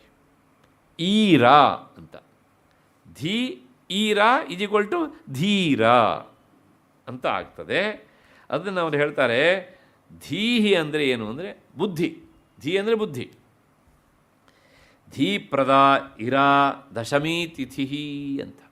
ಇರಾ ಅಂದರೆ ದಶಮಿ ತಿಥಿ. ದಶಮಿ ತಿಥಿ ಅಂದರೆ ಈ ಬೇರೆ ಅರ್ಥದಲ್ಲಿ ತಿಥಿ ಅಲ್ಲ. ಪ್ರತಿಪತ್, ದ್ವಿತೀಯ, ತೃತೀಯ, ಚತುರ್ಥಿ, ಪಂಚಮಿ ಹೇಳ್ತೇವಲ್ಲ, ಹಾಗೆ ನವಮಿ, ದಶಮಿ. ಆ ದಶಮಿಯನ್ನು ಜ್ಯೋತಿಷ್ಶಾಸ್ತ್ರದಲ್ಲಿ ಇರಾ ಅಂತ ಕರೆದಿದ್ದಾರೆ. ದಶಮಿ ತಿಥಿ ಅಂತ ಅರ್ಥ. ದಶಮಿ ತಿಥಿಗೆ ಪರ್ಯಾಯ ಪದ ಇರಾ ಎನ್ನುವಂಥದ್ದು. ಧಿ ಅಂದರೆ ಬುದ್ಧಿಯನ್ನು ಪ್ರಚುರಗೊಳಿಸುವಂಥ ಇರ ದಶಮಿ ತಿಥಿ ಅಂತ. ನೋಡಿ, ನಮಗೇನು ಅರ್ಥ ಆಗೋದಿಲ್ಲ ಹಿಂಗಂದರೆ. ಎಲ್ಲಿ ಹೋಗಬೇಕು ಅಂದರೆ ನವರಾತ್ರಿಯ ಮಾರನೇ ದಿವಸ ದಶಮಿ ಬರುತ್ತಲ್ಲ, ವಿದ್ಯಾದಶಮಿ, ಅಲ್ಲಿಗೆ ಹೋಗಬೇಕು ನಾವು. ಅದಕ್ಕೋಸ್ಕರ ಧೀ ಪ್ರದ ಇರಾ ದಶಮಿ ತಿಥಿ ಅಂದರೆ ಬುದ್ಧಿಯನ್ನು ವಿಕಾಸಗೊಳಿಸುವಂತಹ, ಬುದ್ಧಿಯನ್ನು ಬೆಳಗುವಂತಹ, ಬುದ್ಧಿಯನ್ನು ಪ್ರಚುರಗೊಳಿಸುವಂತಹ ದಶಮಿ ತಿಥಿಯ ರೂಪದಲ್ಲಿ ಇರುವವಳಾದ್ದರಿಂದ, ವಿದ್ಯಾದಶಮಿ ರೂಪದಲ್ಲಿ ಇರುವವಳಾದ್ದರಿಂದ ಅವಳ ಹೆಸರು ಧೀರ ಅಂತ. ಎಲ್ಲಿಂದ ಎಲ್ಲಿಗೆ ಕರ್ಕೊಂಡು ಹೋಗ್ತಾರೆ ನಮ್ಮನ್ನು. ಬರೀ ಆ ಶಬ್ದಗಳನ್ನು ಒಡೆದು ಒಡೆದು ಒಡೆದು ಒಡೆದು ಅದನ್ನು ಪೂರ್ತಿ ತಗೊಂಡೋಗಿ ಆಕೆಗೆ ಅನ್ವಯ ಮಾಡುವಂಥದ್ದು. ಅದ್ಭುತವಾದಂಥ ಒಂದು ಸ್ಕಿಲ್ ಇದು. ದೇವಿಯ ಅನುಗ್ರಹ ಇಲ್ಲದೇ ಇದ್ದರೆ ಈ ರೀತಿಯಾಗಿ ಒಂದೊಂದು ಅಕ್ಷರಕ್ಕೂ ಒಂದೊಂದು ಶಬ್ದವನ್ನು ಹೇಳೋದು, ಅರ್ಥವನ್ನು ಹೇಳೋದಿದೆಯಲ್ಲ, ಸುತರಾಮ್ ಇಲ್ಲವೇ ಇಲ್ಲ. ಎಷ್ಟೋ ಸಲ ಅನಿಸುತ್ತೆ ಈ ವ್ಯಾಖ್ಯಾನಕಾರರು ಅವರಾಗಿ ಹೇಳಿದರೋ ಅಥವಾ ಅವರ ಬುದ್ಧಿಯಲ್ಲಿ ನಿಂತು ಅವಳೇ ನುಡಿಸಿ ಬರೆಸಿದಳೋ ಒಂದು ಸಂಶಯ ಕಾಡ್ತದೆ ಕೊನೆ ಮುಂದಕ್ಕೆ ಹೋದಾಗಿಗೆ ಅಂತ. No doubt at all. ಆಯಿತು, ಮತ್ತು ಚಂದ್ರಿಕಾ ವ್ಯಾಖ್ಯಾನಕಾರರು ಏನು ಹೇಳ್ತಾರೆ ಅಂದರೆ, ಸುಖ ಬಂದಾಗ ಹಿಗ್ಗದೆ, ದುಃಖ ಬಂದಾಗ ಕುಗ್ಗದೆ ಇರುವವಳಾದ್ದರಿಂದ ಅವಳು ಧೀರಳು ಅಂತ ಅರ್ಥ. ಕಾರಣ ಇಷ್ಟೇ, ಸಮ ದುಃಖ ಸುಖಂ ಧೀರಂ ಸೋ ಅಮೃತತ್ವಾಯ ಕಲ್ಪತೆ, ಗೀತಾಚಾರ್ಯನ ಮಾತು. ಸುಖದಲ್ಲಿ ಹಿಗ್ಗದೆ ದುಃಖದಲ್ಲಿ ಕುಗ್ಗದೆ ಯಾವನಿರ್ತಾನೋ ಅವನೇ ಧೀರ, ಅವನು ಅಮೃತತ್ವಾಯ ಕಲ್ಪತೆ, ಅವನೇ ಜ್ಞಾನಿ, ಅವನೇ ಅಮೃತತ್ವಕ್ಕೆ ಮೋಕ್ಷಕ್ಕೆ ಹೋಗಲಿಕ್ಕೆ ಯೋಗ್ಯನಾದವನು ಅಂತ. ಅಂತಹ ಸ್ಥಿತಿಯನ್ನು ನೀಡುವವಳಾದ್ದರಿಂದ ಅವಳು ಧೀರ ಅಂತ ಅಂದರ್ಥ. ಅಥವಾ ಧಿಯಂ ಇನ್ನೊಂದು ಅರ್ಥ. ಮತ್ತೆ ಧಿ ಅಂದರೆ ಬುದ್ಧಿ ಅಂತ ನಾನು ಹೇಳಿದ್ದೇನೆ ಈಗ ತಾನೇ. ಆ ಬುದ್ಧಿ ಅಂದರೆ ಜ್ಞಾನ ಅಂತ ಅರ್ಥ. ಭಗವದ್ಗೀತೆಯಲ್ಲಿ ಬುದ್ಧಿಂ ಮೋಹಯಸೀವಮೇ ಅಂತಾನೆ ಅರ್ಜುನ. ನನ್ನ ಬುದ್ಧಿಯನ್ನು ಮೋಹಗೊಳಿಸ್ತಿ ಅಂದರೆ ನನ್ನ ಜ್ಞಾನವನ್ನು ಆ ಕಡೆ ಈ ಕಡೆ ಅಲ್ಲಾಡ್ತಾ ಇದ್ದೀನಿ ನೀನು, ಅದು ಸರಿಯೋ ಇದು ಸರಿಯೋ ಏನಂತ ಗೊತ್ತಾಗ್ತಾ ಇಲ್ಲ ಅಂತ. ಅದಕ್ಕೋಸ್ಕರ ಧಿಯಂ ಅಂದರೆ ಇಲ್ಲಿ ಅಖಂಡಾಕಾರವಾದ ವೃತ್ತಿ, ಅಂದರೆ ನಮ್ಮೆಲ್ಲರಲ್ಲೂ ಇರುವಂಥ ಚೈತನ್ಯ ಒಂದೇ, ಅದೇ ಅಖಂಡವಾದಂಥ ಚೈತನ್ಯ. ಅಂಥ ಈ ಅಖಂಡವಾದಂಥ ಚೈತನ್ಯ ರೂಪವನ್ನು ದದಾತಿ ಕೊಡುವವಳಾದ್ದರಿಂದ, ಅಂದರೆ ಅಖಂಡಾಕಾರ ವೃತ್ತಿ ಜ್ಞಾನವನ್ನು ನೀಡುವವಳಾದ್ದರಿಂದ ಯಾರಿಗೆ? ತನ್ನ ಭಕ್ತರಿಗೆ ಅವಳು ಧೀರಳು.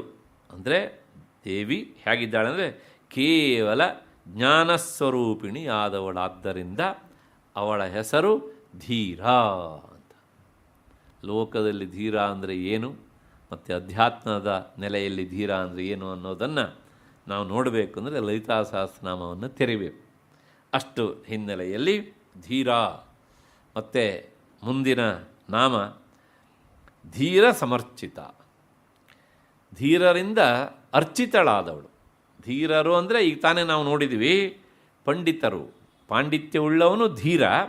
ಅಂಥ ಪಾಂಡಿತ್ಯ ಸಂಪನ್ನರಾದಂಥ ವಿದ್ವದ್ವರೇಣ್ಯರಿಂದ ಪೂಜಿತಳಾದವಳಾದ್ದರಿಂದ ಅವಳ ಹೆಸರು ಧೀರ ಅಂತ. ಧೀರೈ ಪಂಡಿತೈ ಸಮರ್ಚಿತ ಅಂತ ಈ ನಾಮದ ವಿವರಣೆ. ಶ್ರುತಿಯೂ ಸಹ ಇದಕ್ಕೆ ಉಪೋದ್ಬಲಕವಾಗಿ ಒಂದು ಮಾತನ್ನು ಹೇಳುತ್ತೆ. ತಂಧೀರಾಸ ಕವಯ ಉನ್ನಯಂತಿ ಸ್ವಾಧಿಯೋ ಮನಸಾ ದೇವಯಂತಹ. ಉಪನಿಷತ್ತು ಅಲ್ಲ, ತಂಧೀರಾಸಃ ಕವಯ ಉನ್ನಯಂತಿ ಅಂತ. ಅಂದರೆ ದೇವಿಯನ್ನು ಪಂಡಿತರು ಅಥವಾ ಕವಿಗಳು ಅಂದರೂ ಒಂದೇ, ಪಂಡಿತರು ಅಂದರೂ ಒಂದೇ ಅರ್ಥ. ಅವರು ಪೂಜಿಸ್ತಾರೆ. ಯಾವ ಸಂದರ್ಭದಲ್ಲೂ ಸಹ ಆಕೆಯನ್ನು ಅರ್ಚಿಸದೆ ಅವರು ಇರುವುದಿಲ್ಲ. ಯಾರು? ಕವಿಗಳು. ಈ ಸಂದರ್ಭ ಬಂದಿದ್ದಕ್ಕೆ ಹೇಳ್ತೇನೆ, ಒಂದು ಕ್ಷಣಕಾಲ ಈ ವಿಷಯ ಇಲ್ಲೇ ನಿಲ್ಲಿಸ್ಕೊಳ್ಳಿ. ಕವಿಗಳಲ್ಲಿ ಕೆಲವು ಜನ ವಿಕಟ ಕವಿಗಳಿರ್ತಾರೆ, ವಿಪರೀತ ಚೇಷ್ಟೆ ಹಾಸ್ಯ ಮಾಡುವರು. ಅದು ಒಂದು ಪಾಂಡಿತ್ಯವೇ. ಅದು ಯಾವ ಸಂದರ್ಭದಲ್ಲೂ ಜಗನ್ಮಾತೆಯನ್ನು ಅರ್ಚಿಸುವುದನ್ನು ಅವರು ಬಿಡುವುದಿಲ್ಲ. ಈ ಮಾತನ್ನು ನೆನಪಿಟ್ಟುಕೊಳ್ಳಿ. ಉದಾಹರಣೆ ಕೊಡ್ತೇನೆ. ನಮ್ಮ ಚಲನಚಿತ್ರ ಪ್ರಪಂಚದಲ್ಲಿ ಅತ್ಯಂತ ಪ್ರಸಿದ್ಧನಾದ ಒಬ್ಬ ಕಲಾವಿದನಿದ್ದ, ಮುಸರಿ ಕೃಷ್ಣಮೂರ್ತಿ ಅಂತ. ಕೇಳಿದ್ದೀರಿ ನೀವು ಬಹಳಷ್ಟು ಜನ. ವಾಸ್ತವಿಕ ಆತ ರಂಗ ಕಲಾವಿದ, ಅದಾದಮೇಲೆ ಸಿನಿಮಾ ರಂಗಕ್ಕೆ ಬಂದ. ಅಂತಹ ಅದ್ಭುತವಾದ ಹಾಸ್ಯ, ಆ ಸ್ವಯಂ ಪ್ರತಿಭೆ ಬೇರೆ ಬಹಳಷ್ಟು ಜನರಲ್ಲಿ ವಿರಳ. ಅದು ಹೀಗೆ ಅಂತ. ನಾನು ಒಂದು ಸಂದರ್ಭದಲ್ಲಿ ಅವನಿಗೆ ಸಂಬಂಧಪಟ್ಟ ಹಾಗೆ ಇದನ್ನು ಓದ್ತಾ ಇದ್ದೆ. ಆಗ ನನಗೆ ಸಿಕ್ಕಿದಂಥ ಒಂದು ಆಶ್ಚರ್ಯಕರವಾದ ಸಂಗತಿ ಅಂದರೆ, ಆತ ಪ್ರತಿ ದಿನವೂ ಸಹ ಎಷ್ಟೊತ್ತಿಗಾರು ಅವನು ಶೂಟಿಂಗ್ ಮುಗಿಸ್ಕೊಂಡು ರಾತ್ರಿ ಎಷ್ಟೊತ್ತಿಗಾರು ಬರಲಿ, ಆದರೆ ಪ್ರಾತಃ ಕಾಲದಲ್ಲಿ ಸಮಯಕ್ಕೆ ಸರಿಯಾಗಿ ಎದ್ದು ಲಲಿತಾ ನಾಮಗಳೊಂದಿಗೆ ಜಗನ್ಮಾತೆಯನ್ನು ಅರ್ಚಿಸಿಯೇ ಮುಂದಿನ ಕೆಲಸಕ್ಕೆ ಹೋಗ್ತಿದ್ದಂತೆ ಅವನ. ಏನು ಹೇಳ್ತೀರಿ ಇದನ್ನು?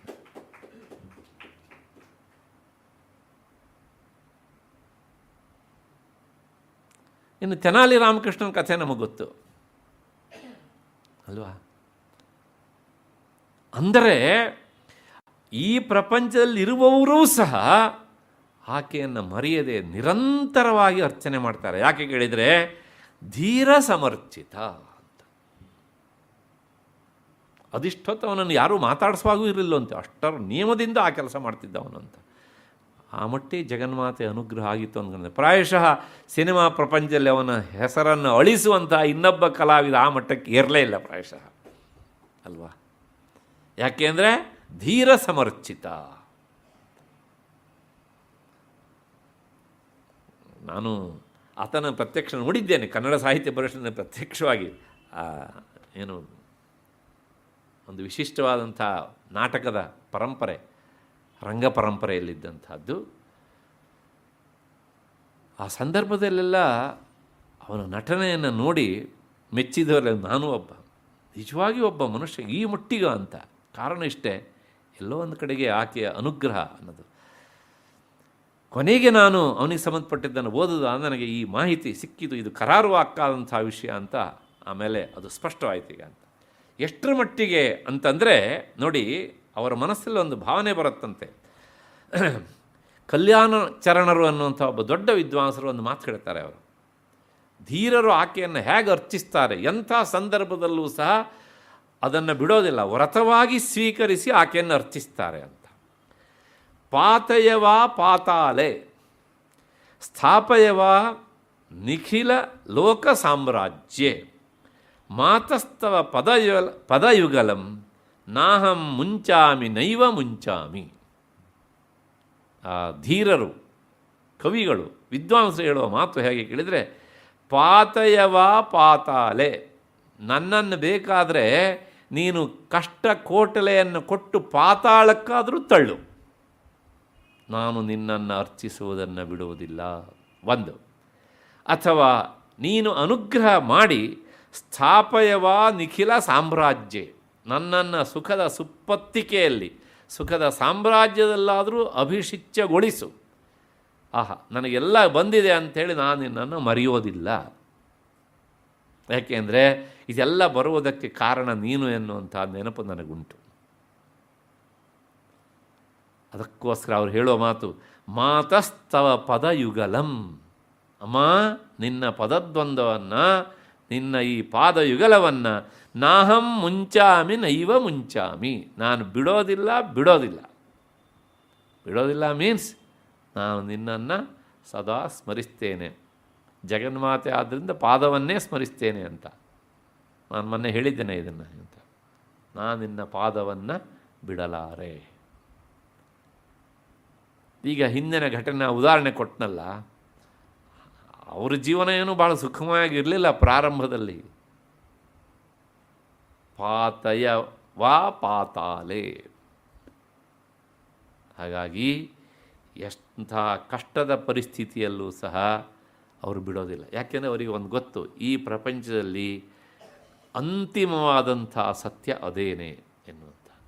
ಹಾಗಾಗಿ ಎಂಥ ಸಂದರ್ಭದಲ್ಲೂ ಅವರು ಜಗನ್ಮಾತೆಯ ಆರಾಧನೆಯನ್ನು ಬಿಡುವುದಿಲ್ಲ. ಆದ್ದರಿಂದ ಅವಳು ಧೀರ ಸಮರ್ಚಿತ, ಧೀರರಿಂದ ಸಮರ್ಚಿತಳಾದವಳು. ಆಯಿತು. ಎರಡನೇ ಅರ್ಥ, ಧೀರ ಅನ್ನುವಂಥ ಪದವನ್ನು ಹೀಗೂ ಸಹ ವಿವರಿಸಬಹುದು. ಹೇಗೆ ಅಂದರೆ, ಧೀ ಅಂದರೆ ಜ್ಞಾನ. ಈಗ ತಾನೇ ನಾವು ನೋಡಿದ್ದೇವೆ, ಧೀ ಅಂದರೆ ಜ್ಞಾನ. ಧೀರ ಸಮರ್ಚಿತ ಎಲ್ಲ ಎಷ್ಟೊಟ್ಟು ಅಕ್ಷರ ಉಂಟು ನೋಡ್ಕೊಂಡೋಗಿ. ಧೀ ಅಂತ ಒಂದು ಅಕ್ಷರ ಇಟ್ಕೊಂಡಿದ್ದೇವೆ ನಾವೀಗ. ಮುಂದಿರುವಂತಹದ್ದು ಧೀರಸ, ರಸ ಅಂತ ಇಟ್ಕೊಳ್ಳಿ. ಧೀ ಅಂದರೆ ಬುದ್ಧಿ, ರಸ ಅಂದರೆ ಆನಂದ. ಆಯಿತು. ಅಂದರೆ ಏನು ಹೇಳಿದಂಗಾಯಿತು, ಜ್ಞಾನವನ್ನು, ಬುದ್ಧಿ, ಧೀ ಅಂದರೆ ಜ್ಞಾನ, ರಸ ಅಂದರೆ ಆನಂದ, ಆನಂದದ ರಸ. ಆನಂದವನ್ನು ಪಡೆಯಲು ಸಾಧಕರು ಆಕೆಯನ್ನು ಪೂಜಿಸ್ತಾರೆ. ಆದ್ದರಿಂದ ಆಕೆ ಧೀ ರಸ ಅರ್ಚಿತ. ಧೀರ ಸಮರ್ಚಿತ ಅಂತ ಅರ್ಥ. ಇದು ಎರಡನೆಯ ಅರ್ಥ.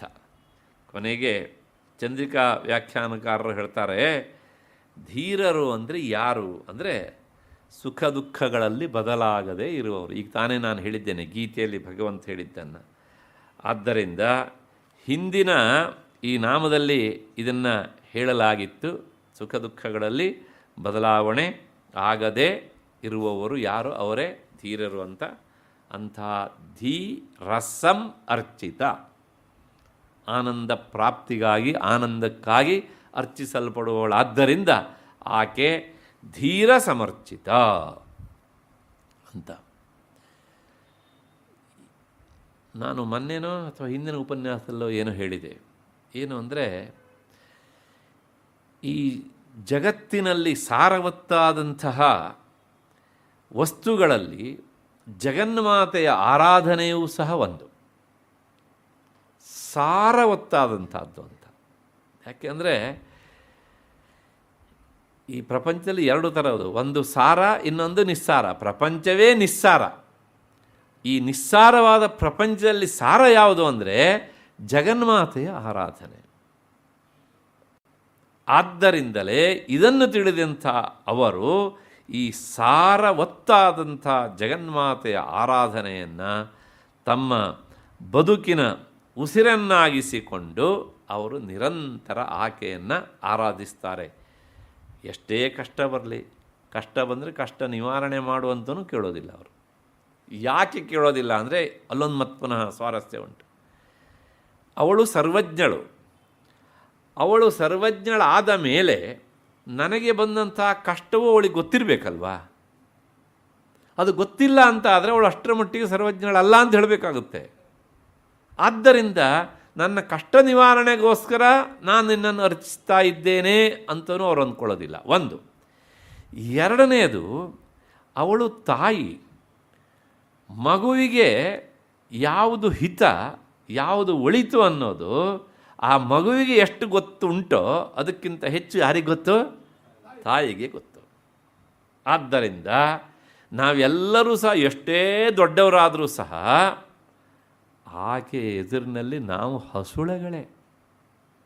ಆದ್ದರಿಂದ ನಮಗೆ ಏನು ಬೇಕು ಏನು ಬೇಡ ಎನ್ನುವಂಥದ್ದು ಅವಳಿಗೆ ಗೊತ್ತು. ಹಾಗಾಗಿ ನಮ್ಮ ಬದುಕೇ ಒಂದು ದೃಷ್ಟಿಯಲ್ಲಿ ಅವಳ ಪ್ರಸಾದ ಅಂತ ಅಂದ್ಕೊಂಡು ನಾವು ನಮ್ಮ ಈ ಕೈಂಕರ್ಯವನ್ನು ಮುಂದುವರಿಸಿದಾಗ ನಿಜವಾದ ಅರ್ಥದಲ್ಲಿ ಅದು ಧೀರ ಸಮರ್ಚಿತ ಅಂತ ಆಗ್ತದೆ. ಅಂದರೆ ಅಲ್ಲಿ ಏನು ಹೇಳ್ದಂಗಾಯಿತು, ನಾವಾಗಿ ಯಾವುದನ್ನು ಬಾಯಿಬಿಟ್ಟು ಕೇಳುವುದಕ್ಕಿಂತ ಹಾಗೆ ಕೇಳುವುದರಿಂದ ಅವಳ ಸರ್ವಜ್ಞತ್ವಕ್ಕೆ ಭಂಗ ತಂದ ಹಾಗೆ ನಾವು ಅಲ್ವಾ. ಹಾಗಿದ್ರೆ ನನಗೆ ಏನು ಮಾಡಿದರೆ ಒಳ್ಳೆಯದಾಗುತ್ತೋ ಅದನ್ನು ಮಾಡು ಅಷ್ಟನ್ನು ಹೇಳಿ ನಮ್ಮ ಕೈಂಕರ್ಯವನ್ನು ಮಾಡೋದರಿಂದ ಅದು ನಿಜವಾದ ಅರ್ಥದಲ್ಲಿ ಅದು ಸಮರ್ಚನೆ ಆಗ್ತದೆ ಎನ್ನುವಂತಹ ಮಾತಿನೊಂದಿಗೆ ಆ ಧೀರ ಸಮರ್ಚಿತ ಎನ್ನುವಂತಹ ಈ 917ನೇ ನಾಮದೊಂದಿಗೆ ಈ ಚಿಂತನೆಗೆ ಮಂಗಳ ಶಾಸನವನ್ನು ಹಾಡಿಕೊಳ್ಳೋಣ, ಪಾಡಿಕೊಳ್ಳೋಣ. ಏನಿದ್ರೂ 6 ದಿನದ ಚಿಂತನೆ ಇವತ್ತಿಗೆ ಮುಗಿದಂಗಾಗಿದೆ. ಕೆಲವು ಸಲ ಏನಾಗುತ್ತೆ ಕೇಳಿದರೆ, ಉಪನ್ಯಾಸಕ್ಕೆ ಬರಬಾರದವರು ಬಂದುಬಿಟ್ರೆ ಅದು ತೊಂದರೆ ಆಗುತ್ತೆ. ಹಾಗೆ ಈ ಸರಣಿಯ ಬಹಳಷ್ಟು ದಿನದ ಚಿಂತನೆಗೆ ಬರಬಾರದವರು ಬಂದದ್ರಿಂದ ಬರಬೇಕಾದವರಿಗೆ ಅನಾನುಕೂಲವಾಗಿದೆ. ನಾನು ಏನು ಹೇಳಿದೆ ಎಂದು ಪ್ರಾಯಶಃ ನಿಮಗೆ ಗೊತ್ತಾಗಲಿಲ್ಲ. ಬರಬಾರದವರು ಅಂದರೆ ಉಪನ್ಯಾಸದ ಹೊತ್ತಿಗೆ ಸರಿಯಾಗಿ ಬರಬಾರದ್ದು ಮಳೆ ಆಗಿತ್ತು. ಹಾಗಾಗಿ ಮಳೆರಾಯ ಬಂದದ್ರಿಂದ ಶ್ರೋತೃರಾಯರಿಗೆ ಅನಾನುಕೂಲವಾಯಿತು. ಅದಕ್ಕೋಸ್ಕರ ಹೇಳಿದೆ, ಬರಬಾರದವರು ಬಂದರೆ ಬರಬೇಕಾದವರಿಗೆ ಅನಾನುಕೂಲವಾಗತ್ತೆ ಅಂತ. ಹಾಗಾಗಿ ಈ ಸಂದರ್ಭದಲ್ಲಿ ತಾನು ಬಂದು ಬರಬೇಕಾದವರಿಗೆ ತೊಂದರೆ ಕೊಟ್ಟಂತಹ ಆ ಮಳೆರಾಯನಿಗೆ ಮೊದಲು ನಾನು ಕೃತಜ್ಞತೆಯನ್ನು ಹೇಳಬೇಕು. ಯಾಕೆಂದರೆ ಇವತ್ತು ಇಷ್ಟೊತ್ತಿನವರಿಗೆ ಸುದ್ದಿ ಇಲ್ಲ. ಹಾಗಾಗಿ ಅವನಿಗೆ ಮೊದಲು ಕೃತಜ್ಞತೆ. ಅದರ ಜೊತೆಗೆ ಈ 6 ದಿನದ ಚಿಂತನೆಗೆ ಸಹಕರಿಸಿದಂಥ ಕನ್ನಡ ಸಂಸ್ಕೃತಿ ಇಲಾಖೆಯ ಎಲ್ಲ ಅಧಿಕಾರಿ ವರ್ಗದವರಿಗೂ ಸಹ ನಾನು ಈ ವೇದಿಕೆಯ ಮೂಲಕ ಕೃತಜ್ಞತೆಯನ್ನು ಹೇಳ್ತೇನೆ. ಮತ್ತೆ ನನ್ನ ಈ ವಾಗ್ವ್ಯಾಪಾರಕ್ಕೆ ಕಿವಿಯನ್ನು ಕೊಟ್ಟು ನೀವು ನಿಮ್ಮನ್ನು ತೊಡಗಿಸಿಕೊಂಡಿದ್ದೀರಿ. ಮತ್ತು ಎಷ್ಟೋ ಜನ ಅಂತರ್ಜಾಲದ ಮೂಲಕ ಅಲ್ಲಿಂದನೇ ತಮ್ಮ ಕಣ್ಣು ಕಿವಿಯನ್ನು ಕೊಟ್ಟಿದ್ದಾರೆ. ಹಾಗಾಗಿ ನಿಮಗೂ ಮತ್ತು ಅಂತರ್ಜಾಲದ ಮೂಲಕ ತಮ್ಮ ಈ ಶ್ರೋತ್ರೇಂದ್ರಿಯವನ್ನು ಕೊಟ್ಟಂತಹ ಎಲ್ಲ ಶ್ರೋತೃವರ್ಗಕ್ಕೂ ಸಹ ಅನಂತ ಕೃತಜ್ಞತೆಗಳನ್ನು ಸಲ್ಲಿಸಿ ಈ 6 ದಿನದ ನನ್ನ ವಾಕ್ಕುಸುಮಗಳನ್ನು ಆ ಜಗನ್ಮಾತೆಯ ಪದತಲದಲ್ಲಿ ಸಮರ್ಪಿಸ್ತಾ ಇದ್ದೇನೆ. ಎಲ್ಲರಿಗೂ ನಮಸ್ಕಾರ.